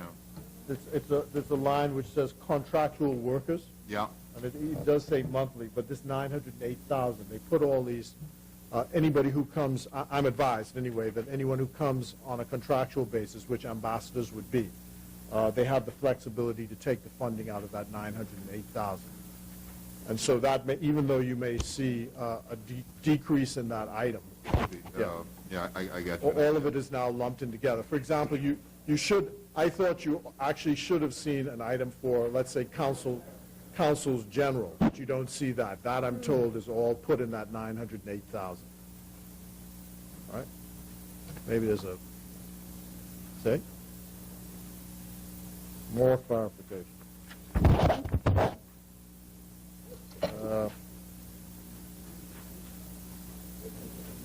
Yeah, I borrowed these from the Deputy Prime Minister because I can't see. Now, I can't interpret either. I think my explanation stands, though. I mean, the money's gone. Put it that way. I guess, my final question, I guess this relates to the same thing we just talked about. On page 80, you look at, right at the top of the page, chief clerk and senior clerk. Right, you have 28, 28, 12, 12. And however, we have a decrease of 147,150 and 124,450. Again, the numbers remain the same. So is that a part of the contractual workers also? No, I think that it has to do sometimes with retirements and people and you know, people have moved out of posts. So it sometimes be decreases. And so if there's I think before, what they advised me is that they would leave the room for the new person to be appointed in the post by just leaving the funding there. But now they've taken to just taking it out, and everything goes over to finance. So if you want to bring somebody in under one of those things, you have to go into finance to get the money. I think that's the explanation. Thank you. As many, Chair recognizes the Honourable Member for Long Island. Thank you very much, Mr. Chairman. Mr. Chairman, I am particularly intrigued by the line item in block number 80, the final line item with regards to maintenance of government buildings. I noticed that last year we would have had $80,000 in that particular line item, and we dropped it down to $5,000 for the ensuing year. I'm just wondering, is there a reason why we're cutting back so significantly on the maintenance? During the course of this debate, I think we were pretty clear that one of the things that we've not been good with is maintenance of our buildings. Have we left government buildings? I'm just wondering why there's such a dramatic decrease. I think that one of the explanations is that maintenance goes into the Ministry of Works. Everything goes into the Ministry of Works, and I'm not sure why the $5,000 was left as a kind of rump, but the responsibility now and the funding comes out of the Ministry of Works. We'll check. Yeah. We'll check. And I can just say that there are a couple of things. The Prime Minister may have spoken to this as well. We had to spend, the opposition spokesman had asked a question early in the year, for example, about the expenses related to the building in Chesterfield Street in London, where we had to spend £149,000 to refurbish the building there. We also know that there's going to be significant expenses connected with the Washington Embassy because the building is in pretty bad shape, and some work has to be done before the wintertime. The Ministry of Works has already been up and looked at it, so we expect to be expending some monies on that as well. As many, Chair recognizes the Honourable Member for Long Island. Thank you very much, Mr. Chairman. Just my final question, I guess this will be more directed to one of the other government agencies. I noticed for the very first time, Mr. Chairman, in line number 912362, UN Gender Equality, Empowerment of Women, and just the next line item, I think I can group with that, the Office of the UN High Commissioner for Human Rights. I noticed this is the first time we're making any type of payment to these two arms of the UN. I'd like to know what they are actually in connection with. What exactly are they covering? The Gender Equality Office, they didn't meet with you when you were here, when they were here, because they were just here a couple of weeks ago. No, sir. And there was a I see, yeah. So I think, sometimes some agencies don't require annual dues, but I think the Gender Equality is we just joined that. And their office is down in Trinidad. Well, make the subvention. The payment is just being made. Well, I only asked for clarification, Chairman, because I know that the arm of the UN now that covers that is actually called UN Women. And I'm just wondering, it says here UN Gender Equality and Empowerment of Women. I'm wondering if that's a different arm? Is that a different mechanism? What are the funds for? Just interested. No, that's the fee for that agency. And, you know, I think they explained to me that their remit has to do with the status of, you know, checking on the status of women in various countries. And they operate out of the Caribbean, out of the Southern Caribbean. No, that's CEDAW, out of the OAS. No. Let's see. No, their office is in Would you like to be recognized? Jamaica. Yeah, I'm pretty sure it's I'm sorry, sir. Yes, go on. In the Caribbean, they have their representative is there. They have a representative there. As many as in favor shall remain seated. Those that oppose shall stand. It's been agreed. Head 13 has been agreed. Head 14, I move Head 14 be... Is there a seconder? It's been moved and seconded that Head 14 be agreed. As many as in favor shall remain seated. Those that oppose, recognize on member for St. Anne's. One question on 14. It will be under block 50, item number 542910, BIA promotional tours. I see that being decreased by $500,000. I just wanted to know what that was all about. I agree with the decreases, but I still want to know exactly what it is about. Chair, recognize Honourable Pinewood. Speaker, that is a part of our cost containment measures, and if we see fit to ask for more money based on the level of activities that we're going to conduct, then certainly we will go back to Ministry of Finance. But we feel as if that's a comfortable number for us to work with based on the amount of promotional activities we're going to be involved in. Thank you. As many as in favor shall remain seated. Chair recognizes on member for Long Island. Thank you very much, Mr. Speaker. I noticed here that in block number 50, line number 542941, that the ABOARD office now has a line item of some $75,000. Just wondering exactly what all that covers. I think that the parliamentary secretary is already covered. Can you give me an idea of what that covers for that office? Honourable Member for Pinewood. Thank you. That covers operational expenses for the office as well as additional staffing for the office in Abaco. I just want clarification. So am I to assume then, Mr. Chairman, that the $2.2 million of which the Minister for State speaks of for additional staffing across the board for government certainly doesn't cover this Abaco office? Just asking. Chair.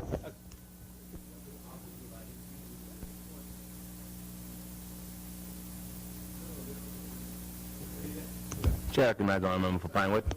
Those are staff members that are already in place. Honourable Member for Long Island. Let me just be very clear on this then. That means the administration at the Abaco office, there is no breakout on personal emoluments for the Abaco office.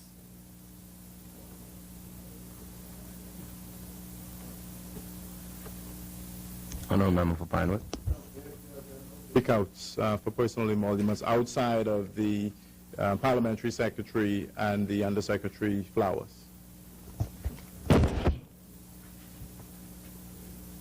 As many as in favor shall remain seated. Those that oppose shall stand. Head 14 has been agreed. I move that head 16 and 17 be agreed. Seconder, it's been moved and seconded that heads 16 and 17 be agreed. As many as in favor shall remain seated.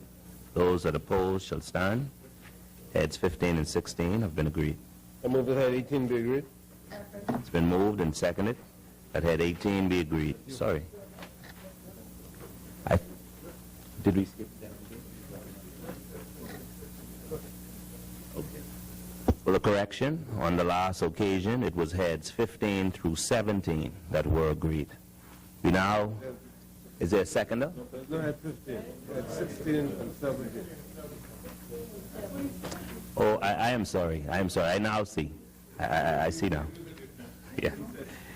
There is no head 15. I now see. Okay. It's been moved and seconded that head 18 be agreed. As many. Chair recognizes Honourable Member for Kalani. Thank you, Mr. Speaker. Mr. Speaker, personal emolument, and I'd make it easy for you. Page 112. Post number 35. Post number 35. Yeah. You had 54, which obviously was not that many in the post, but now you've decreased by over $500,000 from 650. Could you explain that? Recognize on member for Michael. Mr. Speaker, I have, during my contribution, spoken to the mass hiring which we did over the last couple of weeks. And all of the new hirings which fit under the rubric of office assistant has now been put into personal emoluments. And that is why the 500 and some thousand has been removed from here to personal emoluments. You're talking about number 35, 54 office assistants. Yeah. Yes, I'm saying you ask why the 500,000+ reduction. Yeah, where has been moved to? To personal emoluments in the ministry.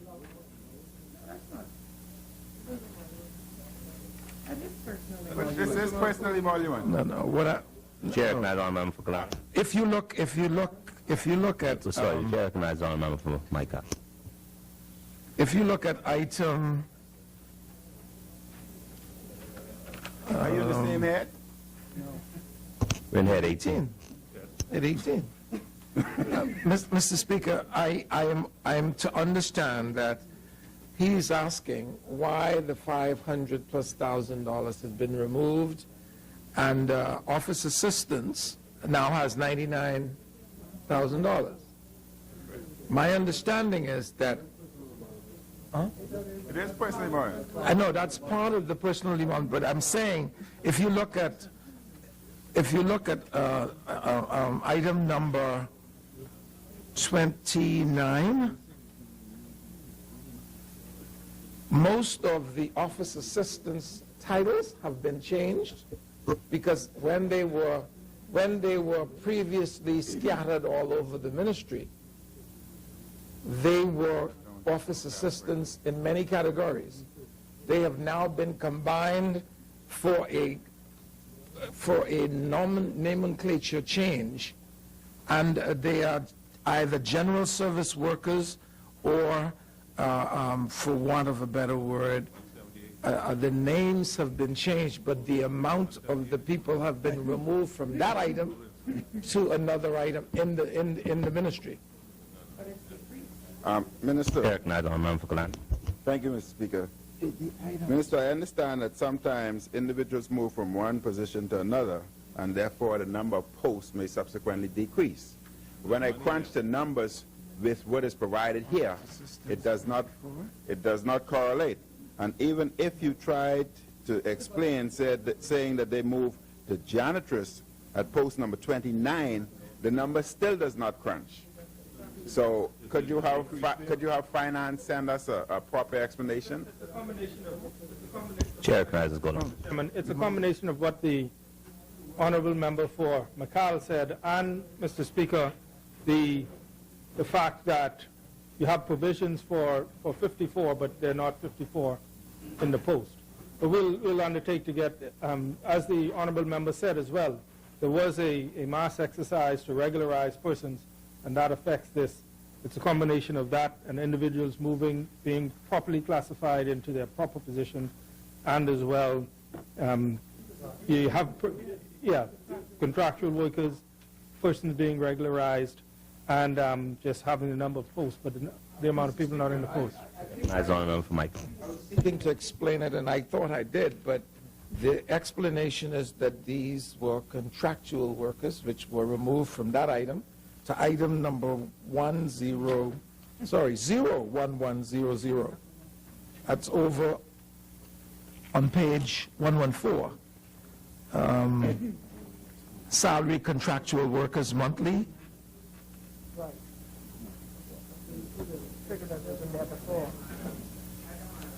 That's part of the 500. It is for something there, but because of the mass movement of people from the family islands, local government system, into the central government system, the salaries, because they came under different headings, janitresses, general workers, the money has been shifted to other items. And I will leave it there because I don't have any other explanation. And that is what is being said to me. Removal of contractual workers to line item 011000.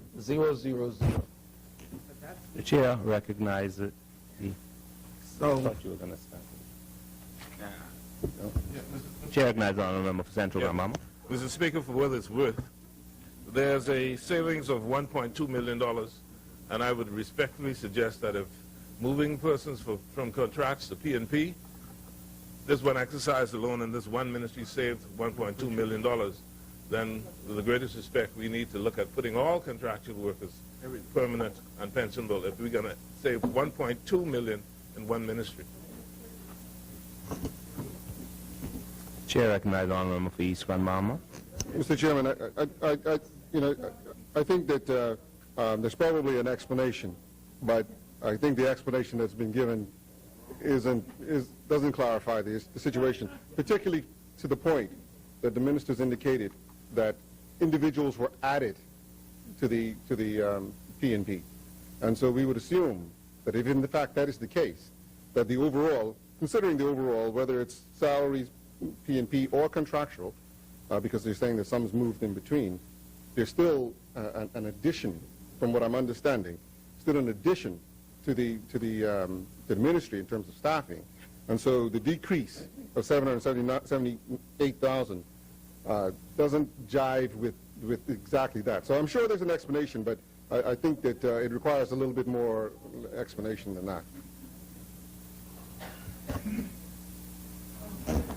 Chair recognizes the honourable member for Michael. Being someone who spends a lot of time in the family islands, local government, which used to come under just one piece that did everything for everyone, is now, there are local government people who are going to work in the clinics. There are local government people who are going to work for youth, sports, and culture. There are local government people who are going to work at education, right? So all of the pieces of government in the islands are now, these people will be regularized into those areas. And the decreases from them going into other areas also take account that contractual workers oftentimes can make more than regular workers. So the regularization process within the public service, as we go through that exercise, you'll see the decreases. But you're an island person too, so many of these people now are in the different constituent parts of government in that island. Is that fair? Yeah? Chair recognizes we accept that, but usually if an individual moves from another ministry, he carries his salary with him, and it'd be reflective here. So I don't accept that explanation. Chair recognizes the honourable Michael. If you P, you're putting the cart before the horse. If you P&P, you carry it. If you're just a contractual worker, part-time worker, you all know what y'all did to these people in the islands, man. You all know what y'all did to them. You got them hanging on a noose. We're trying to regularize them, be fair to them. Yeah, we know we can move on after I explain to you. You ask, I can tell you. You all know what y'all doing to these people. Yeah, it is right. What you all did was wrong. The islands are being properly serviced and regularized, and these people go into the constituent parts of government. Chair, member for East Grand Bahama. Know what you all did. Just to add a little further clarification, I think the Minister for Youth, Sports and Culture, in making his point, might want to just say to those people who were regularized, he's right to some extent, because those people who were taken off of contracts, as I understand it, in a lot of cases, were actually did take a pay cut. And so when he talks about what we did to those people, it's an interesting argument, if you want to get into that kind of argument. But that's not the point. So I think to help the minister out, I think part of his decrease is the fact that the salaries were decreased in those areas when they were taken on. But it's still, there's still some anomaly there that, that isn't particularly clear, Mr. Speaker. Chair, recognizes all member for Mike Cab. Mr. Chairman, I indicated when I explained that the contractual workers were removed as contractual workers, generally under the local government system. Most of the employees were on contracts with the local government administration. When they were put into the P&P bracket of salaries, their salaries were no longer governed by the women fancy of if you came in Meguana, you get 14,000.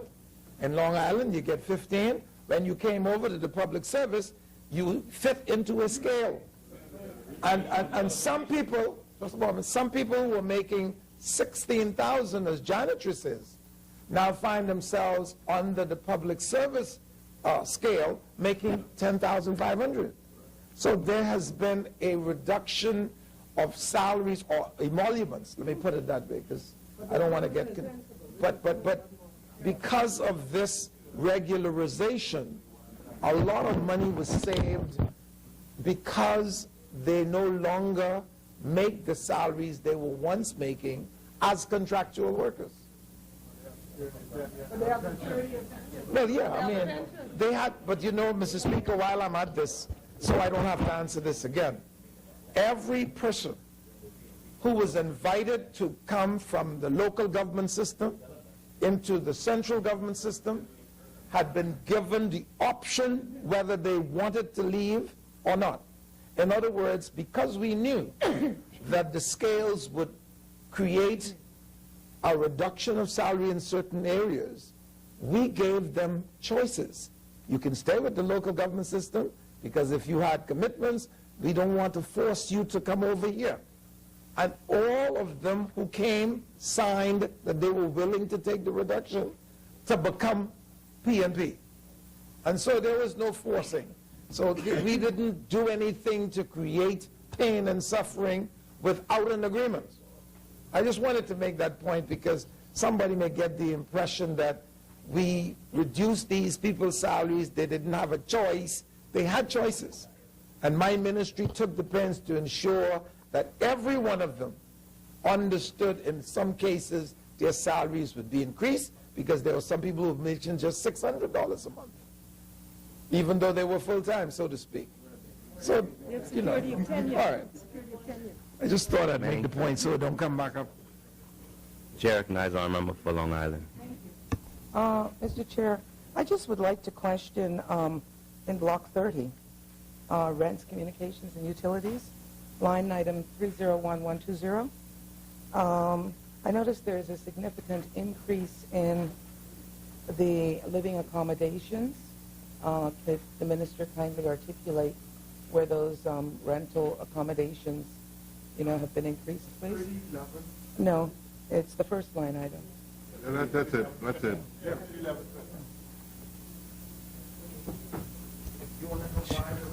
Yeah, where? Why? Where? Do you know well, where? Mr. Speaker, I think The explanation I have is this. Most of the Family Island administrators are paying rent now. Some had had to move out of the accommodations that was government's because there was no maintenance of the administrators' residences. We had to move them into private accommodations while we tried to repair the You see, the former government never took care of these buildings. And so in many cases, you brought it up, you should know. We had to move them up because administrators refused to live. Which island in particular? Well, Cat Island, that's one. Well, I'm not going to go through the whole list. But generally speaking, most of them could not live. Inagua, another one. I could go, but I don't want to go. I'm just simply answering the question generically. Accommodations had to be abandoned for repairs, and whilst we do that, we had to move them into private accommodations. Chair recognizes our member for Long Island. Thank you very much, Mr. Chair. Mr. Chair, I draw to your attention the local government allocations for line number 568, 100, Long Island in particular. I noted that I listened to the member from ICAL as he spoke to how all these funds now have been moved into, I think, the Ministry of Finance, and they were going to leave these funds on the islands for them to be used. But I just wanted to note why is it, of all the 30-plus areas, only a handful, inclusive of Long Island, has had such a decrease. We've gotten a decrease from $753,000, and ours has been decreased by $73,000, while I look at some of the other islands whose budgets have remained unchanged. Just wondering. Honourable member. There's not a cut across the board.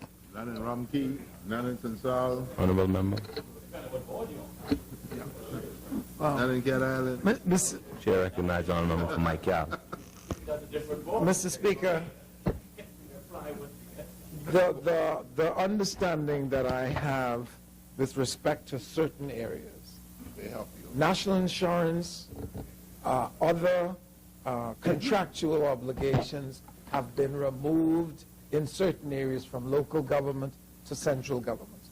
And the more we moved, in terms of numbers, the more people that were moved, the higher the amount of money which were taken out of local government into the central government system.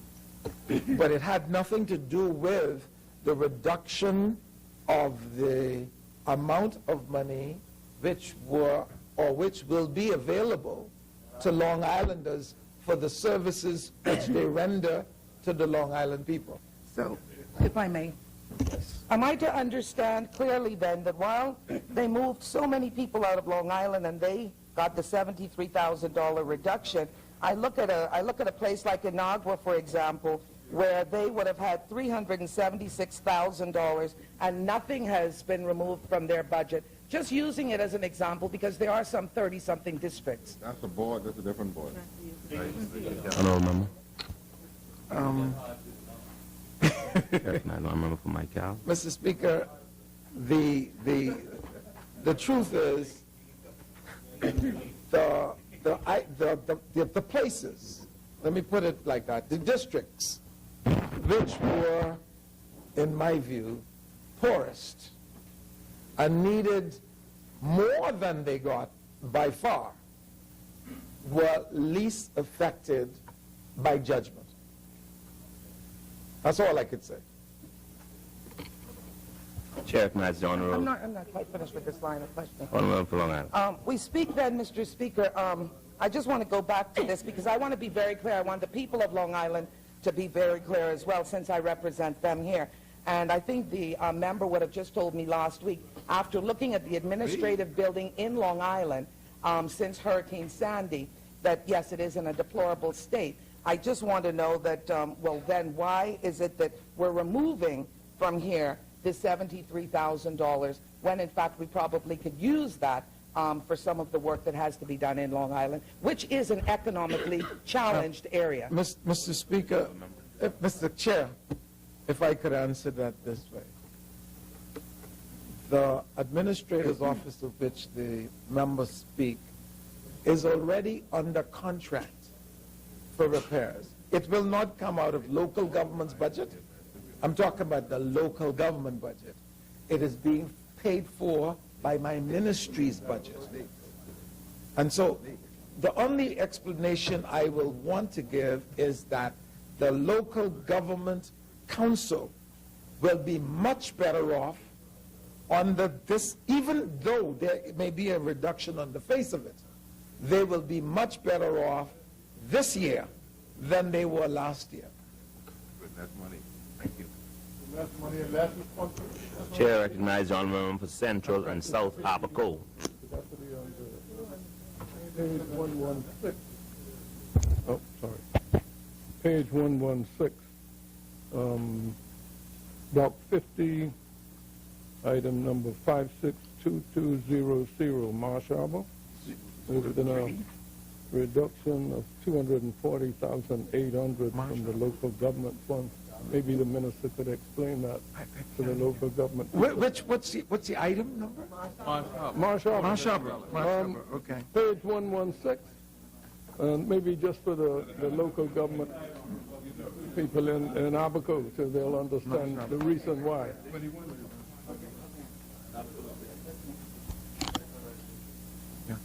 Mr. Speaker, I believe the answer generally will be the same. In Abaco, because Marsh Harbor Council, Marsh Harbor has, as a district, about 3 councils. And so, no. Some of it is that. But I was saying, because I indicated during my presentation that the management of the landfill in many of the various local government districts had been taken out of the local government council's hands because it was felt that managing those landfills, even though they still collect the garbage. No, that ain't the question there. South Abaco.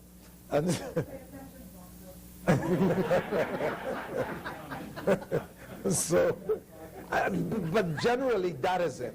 And managing it is very costly. So the money had been removed out of the local government council to the central government, the Ministry of the Environment. Thank you. Chair recognizes the Honourable Member for North Eleuthera. Thank you, Mr. Deputy. I don't want to keep going with these points, but one of the things as it relates to my constituency is you see that Central Eleuthera, which falls in my constituency, there's Jameston, Hatchet Bay, and Gregory Town. Well, that district council has been cut by 100,000. And so I don't know why that district council has been cut by 100,000, the same point that all of the members have raised so far, while other councils haven't been cut by anything. And South Eleuthera is not in my constituency, but it's south and close to my heart, been cut by $106,000. South Eleuthera is suffering. Why such a big cut as well? Honourable Member. Chair, there are some districts that have no landfill management. None. So, I'm not saying every dollar is for landfill, because there were some other transfers of funds for national insurance, et cetera, But are you asking me why South Eleuthera had been reduced? And I'm saying South Eleuthera was one of those places that had a landfill management problem. It's been removed to the central government, which is more apt and adaptive to managing landfills rather than the local government system. But they will still collect the garbage. They will just not be managing the landfill systems in many of the family islands. Not all, because some of the family islands just have a tractor, push it every now and then, take it back further, but they don't have a management system of the landfill. Thank you. Chair recognizes the Honourable Member for Central and Bahama. Yes, to the Minister. Minister, I understand the 125 for West Grand Bahama is for the reasons that you've given, re-garbage collection. As I was saying, I really want to know about the Freeport City Council discoveries. That's a deep cut, 180. For Michael, Honourable for Michael. Mr. Speaker, I believe that I'm going to say this until we finish this department, and I am happy to do that. I'm just simply saying it is difficult for me to say in exact terms why the figures might be high or low. All I know is, generally speaking, most of what had been taken out of some local government districts is to facilitate the transfer of the management of the garbage site to the central government, in addition to national insurance payments, et cetera, et cetera. So Freeport, for example, is movement of people from a contractual to the central. You know, 10 people is 100,000. Generally, 10 persons moving from one place to the other is about $100,000. Thanks. As many as in favor shall remain seated. Those at the poll shall stand. Head 18 has been agreed. Recognize the member for being in Lansdowne. I move that heads 19 and 20 be agreed. It's been moved and seconded that heads 19 and 20 be agreed. As many as in favor shall remain seated. Those at the poll shall stand. Heads 19 and 20 have been agreed. Mr. Deputy, I move that head 21 be agreed. It's been moved and seconded that head 21 be agreed. As many, Chair recognizes honourable member for Central Grand Bahama. Thank you, Mr. Chairman. Mr. Chairman, I go to Block 1, line 014100. You know, we were told that all new appointments would go under this heading, but I see it's been increased from $2 million to $2.2 million, a mere $200,000. And I'm just wondering how much of that $200,000 was allocated for the payment of the air traffic controllers that will come under new appointments. That is the air traffic controllers in Freeport, Grand Bahama. Chair recognizes our member for Golden Isles. Yes, thank you, Mr. Speaker. For that particular, I don't have the for all of them, but I can undertake to get the amount for the new air traffic controllers for Grand Bahama. How much is that for? I don't have it here in these details. I can undertake to get it. Thank you very much. What portion of that is there? As many. Yeah. The Chair recognizes the honourable member for Kalani. Yeah. Mr. Chairman, head 21, Block 1, overtime, item 017100. I think the Minister of Finance had said all the overtime pay now go to this particular item under global. My concern here is in the health sector, one has to wait for clearance from you for this overtime. Health is usually an urgent situation. They cannot wait for clearance from finance for overtime. That can be disaster within the health system. And PMH itself utilizes overtime of about $2 to $3 million. So how is this going to accommodate, especially the health, which is a critical area, having to wait from you to receive approval? Yeah. Health is in here. Yeah. This is in an effort, Mr. Chairman, to more closely control overtime. It's part of our efforts to manage our expenses. The honourable member for North Anderson, Berry Islands explained some of the measures that he will be taking to improve coverage in the healthcare system. We hope that that will reduce the need for overtime. But we recognize that while it might, there might be instances where urgency is required, we think that it's prudent to keep, overtime centralized within the Ministry of Finance so we can ensure that it's properly authorized so we can keep a proper lid on it. But, of course, we recognize the importance and the urgency of the health, the health component, but we feel that this is prudent to keep it here in finance and, as part of our controls. Thank you, Honourable Member. Chair recognizes Honourable Member for Kalani. Thank you, Mr. Deputy. I understand what the Minister is trying to accomplish in terms of savings.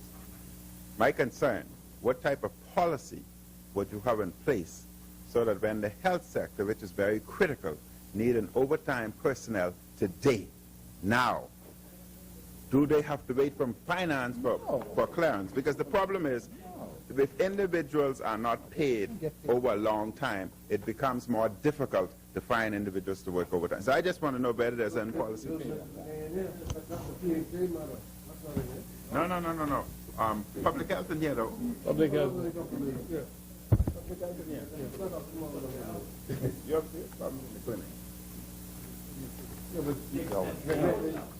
Will the member take the floor?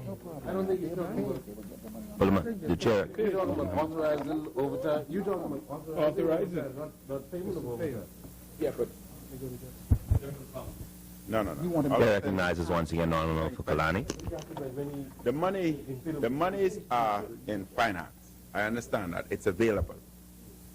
My problem is, do you have a policy in place? Is there any preferential treatment or preference, especially for critical care areas? That's what I'm concerned about. Of course. Chair recognizes the Honourable Member for North Andros and the Berry Islands. Just to with your permission. You've been recognized. The issue of this overtime question that the member raises really is one of authorization. I mean, in the best of times, you work overtime, you're authorized to work overtime, and you are paid in due course. But nobody, the way you're carrying on as if they're going to be paid tonight, if you work tonight or the next morning. But the thing is, the control of overtime, the authorization for you to work overtime is what's important. Honourable Member for Kalani. Yeah, don't get fancy with me. All I'm saying,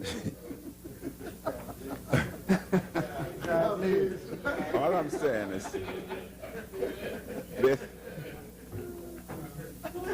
in individuals' budget in the past, the monies were in the budget, and therefore individuals would work within that budgetary item. They knew that it was there.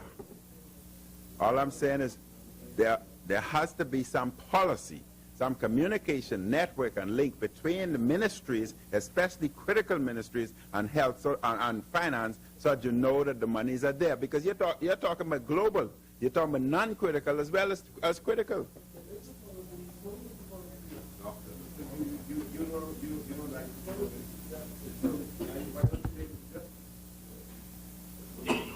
Now we move on.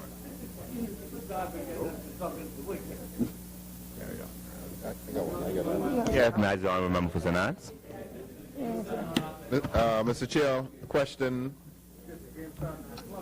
Block 50, item number 521100, development costs. I'd like to know what is the difference. It was decreased by 529,500. I'd just like to know what's involved with that. Chair recognizes the Honourable Member for Golden Isles. 521100? Yeah. Okay, it's down by 800,000? Yep. Development contract is a sort of catch-all line where ministries can contract various services. As you can see, I'm sorry. Yeah, development contract is sort of a catch-all line where ministries can contract for different services. If we look at what we have done is move this more in line with the what has been historical experience, but even with a rise. So if you look back at the year 2011, 2012, where $2.3 million was expended, we had budgeted 3.8 for this year. We're just moving it down to 3 million more in line with historical expenditure, and what we have actually expended to put next year more in line with what the evidence is that has been expended so far for this year. Thank you. Chair recognizes the honourable member for Long Island. Thank you very much, Mr. Chairman. Mr. Chairman, this question is directed. The member yields. The honourable member for just to the honourable member for Kalani is that there are provisions within the PHA itself for overtime for persons in the medical profession. It's not listed individually, but if you look at my understanding is that it is there. So the $600,000 is for global. PHA would have its own overtime provision. Thank you. But PHA is different from Ministry of Health. Honourable member for Long Island, continue. Mr. Chairman, I would just like to be directed to the line items and the posts that would cover the new office that's been opened in Long Island for the Ministry of Finance with regards to the P&P workers, with regards to what positions have been added to the Ministry of Finance. I haven't been able to identify these new positions here, just wondering where they are. And I take note of the fact that we've been admonished several times already during the course of this debate that this $2.2 million actually covers a whole slew of new engagements, new appointments. I don't know, but I'd just like to know if that is in fact covered, especially for the two workers that I know have not yet been engaged. Honourable member. $1 million. And I should say, Mr. Speaker, that what we have also done is, what happens is you have people that come in at various times during the year. So, for example, if an individual is hired in November, you don't have to make provision for their entire salary. It's just prorated for that part of the year. But all new appointments are within the global appointment, the $2.2 million, and we hope to have those individuals in Long Island in post in very, very short order. Thank you. I don't think I got a full, complete answer. Just wondering, what is the position of the individual that is already in post, please? Thank you. If I'm thinking about the same individual that the member is thinking about, I think that individual is a contractual individual who might be titled revenue, right, a revenue administrator, revenue assessor, or something like that. I can get the details. Yeah. Thank you. They're a contractual worker, yes. The chair. Continue. Honourable member Long Island. Thank you very much, Mr. Chair. I note with interest the Global Summer Employment Program that happens every year. There's an allocation of $1.5 million for this. Just for the young people that would be interested, I'd like to know, when does the program actually commence and where can they actually go to get application forms to participate in this? Thank you. The program commences July 1st. There will be 2 sessions of 1 week. Of 4 weeks, 1 month, sorry. The month of July and then the month of August. And in New Providence, the form should be available at any government office. And I believe that they should also be available at administrators' offices in the Family Islands. Haven't gotten anything Thank so you. far, but The chair recognizes you. Chair recognizes honourable member for East Grand Bahama. Quick question, Speaker. I was looking at Block 30, 3020-200 telephones, and it's down $500,000. And while, again, I understand that the ministry has looked at these things, but I just wondered if there is a particular savings mechanism that the ministry is employing in respect to that. Yeah, there is a savings mechanism. We at the Ministry of Finance have authorized several audits of telecommunications, and we have identified significant savings in some departments. We intend to continue with this program. We understand that we can, with the replacement of equipment, we can achieve significant savings. For example, a large portion of the bills relates to call to the family islands, and we are in process of putting in a system where we can make calls to the family islands free of charge, so it'll be the same as calling to New Providence. So it's an active thing we're doing these audits, and we found, for example, that we're being charged in some departments for equipment that's not in use. And so it's an audit exercise where we're going from department to department to ensure that we realize those savings. We've set as a target a saving of at least 25%. Chair recognizes the honourable member again for Long Island. Sorry, East Grand Bahama. By way of Long Island. Block 80 again, 912531. There's a new item, $750,000 for preparation for IDB annual meeting. The government of the Bahamas has applied to host the IDB annual meeting in the year 2016. This amount is allocated to begin the preparations to host that meeting in 2016. Thank you. So does that mean that there will be an annual cost of $750,000 until then? No, it's next year. This is preparation. This is next year. There would be an additional sum allocated. This is to get the process started. When the IDB comes in, we can expect anywhere from 5,000 to 6,000 people, delegates coming to the Bahamas. In 2016, we expect the Bahama development to be complete with their convention center, Coast Atlantis. So it won't be, the meeting it's normally in the springtime, in the early part of the year. So we expect to have that in 2016. And this is to get us started with preparation. There'll be an additional cost next year and the following year. Do we know what the full cost is?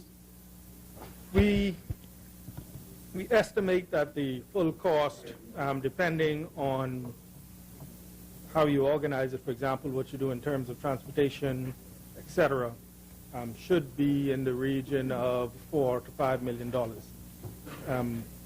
which we expect to more than get back, more than recoup through, for example, the IDB meeting coming here, the exposure that we will get, etc. So this is to begin the preparation for the process. Yeah. The chair recognizes the honourable member for Kalani. Do you want to? Yeah, he was trying for a little while. Honourable member for Kalani. Thank you, Mr. Speaker. Mr. Chairman. Block 1, global provisions. All new appointments are being moved there. Absolutely. We have opening very soon 2 new facilities, Abaco, Exuma. You think this is sufficient to cover all those new appointments in terms of opening those 2 mini hospitals? Public hospital is different. This is not public hospital. Public hospital is different. All right? You think that's sufficient? Public hospital has their own. That's different.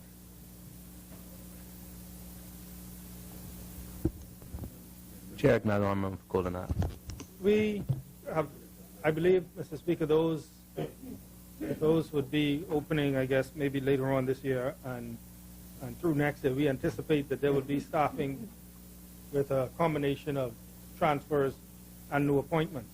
Again, when we budget, we don't budget for the full salaries for example, those people who would be brought on, midway through the year.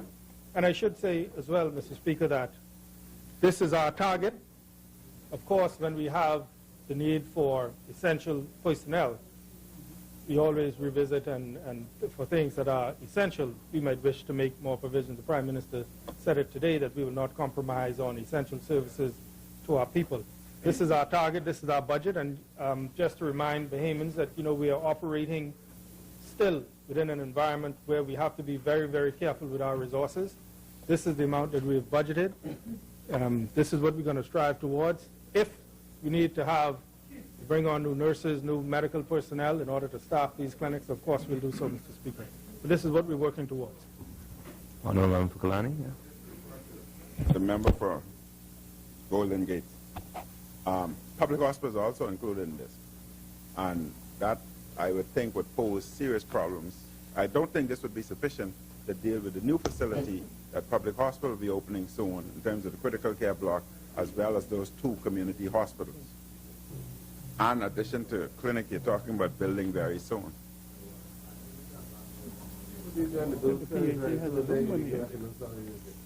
Chair recognizes the Honourable Member for Sanand. Mr. Chair, Block 90, item 991100, contingencies, various departments, other charges, increased by $500,000. I wrote to the minister prior to the budget asking for the number of contingency warrants that was issued. My question is whether, in fact, this involved with the contingency warrant. What is it? And a reply will be coming very shortly. We have the answer on the contingencies that were issued last year. No, this is an item where funds are put here into Ministry of Finance for unforeseen circumstances. So, for example, if a ministry runs short or requires some funding, there's this amount of $2 million for unforeseen circumstances. The matter of the contingencies that the member asked about, and I think mentioned in his budget debate, we will be. What happens at the end of the year is the Treasury does a cleanup exercise. What has happened is we did issue contingencies, but they did not take us over the amount that was originally approved here when we did the budget last time. We are still able to identify savings by, we issued contingencies, for example, we were able to identify savings in other ministries, so it did not take us over our budget allocations. But the Treasurer is in the process of doing that, and at the completion of the year, we'd make it available to the House. Chair recognizes the Member for Central Grand Bahama. Thank you, Mr. Chairman. Mr. Chairman, I asked the Minister of Finance earlier about the payment of the air traffic controllers. I'm just wondering, will we share in the landing fee or any other revenue-generating exercise at Freeport's International Airport to assist with the payment of the air traffic controllers? We have not had any agreement as yet, Mr. Speaker. I'm sorry, Mr. Chairman, through you to the member. There's no agreement in place to share in any of that at this time. As many. Chair recognizes the Honourable Member for St. Arms. One, Mr. Chair. Block 90, item 969204, premium tax rebate. What is that all about, Minister? Business License Department collects business license from insurance companies, and by law, 25% of what is collected is remitted to the Insurance Commission. So that is money allocated to be sent to the Insurance Commission, rebating 25% of the business license collected from insurance companies, of the premium tax collected from insurance companies. As many. Those in favor shall remain seated. Those that oppose shall stand. Head 21 has been agreed. Chair recognizes one member for Bainingland. 29. Mr. Speaker, I move the head 22 to 28 be agreed. It's been moved and seconded that heads 22 to 28 be agreed. As many as in favor shall remain seated. Those that oppose shall stand. Heads 22 through 28 have been agreed. Speaker, I move the head 29 be agreed.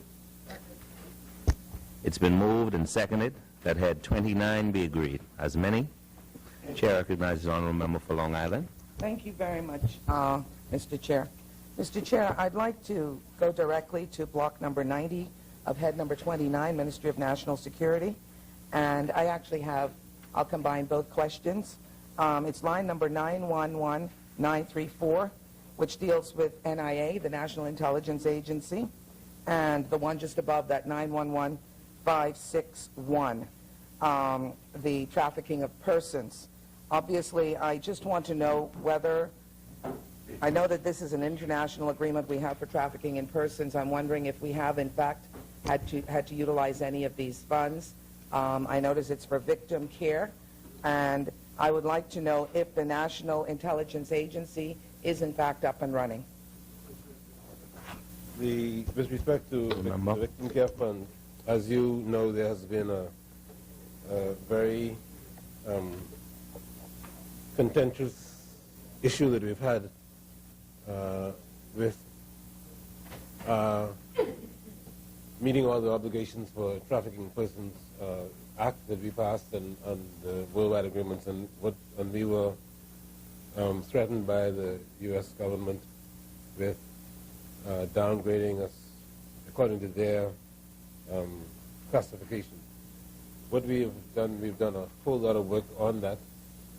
We've had to put in place certain specific things. For example, people who are being trafficked and who complain have to be looked after by the state in which they are. So put them up, feed them, clothe them, make sure they have adequate accommodation. If there's a court case and they're going to participate in and make provision for that, et cetera, et cetera. And if they want to go home, ultimately see that they get home safely, et cetera. And so we've put this $100,000 here in this year's budget. There was no money, obviously, in the current year's budget, but we have had to find accommodation for several victims. We had temporary accommodation at the Church of God facility on Joe Farrington Road, and then we had to move them into private accommodation. So yes, although there was no money for it in this year's budget, we had to find money for those several victims. Insofar as the National Intelligence Agency is concerned, the agency has been formed. A director has been appointed, that is Mr. Butch Koala. This money here covers his salary and whatever other allowances that he may be getting. I can't remember what the exact salary. This isn't the salary. This is in excess of the salary. It's been brought into effect by recruiting administratively from the Defense Force, the Police Force, and the prison. Several officers. I think they now have 14 intelligence officers who have been selected. Location has been found from which they are operating, and in due course we will be coming to Parliament with legislation to to make it a statutory agency. Thank you. So that is the current position. Thank you. As many as in favor shall remain seated. Those that oppose shall stand. Head 29 has been agreed. Thank you, Mr. Speaker. I move that Head 30 be agreed. Second. It's been moved and seconded that Head 30 be agreed. As many. Chair recognizes the Honourable Member for St. Anne's.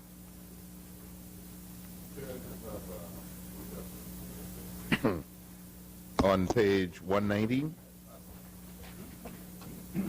post 9, 178 trainee immigration officers in both years, and it went down by $2.585 million. I just wanted an explanation for that.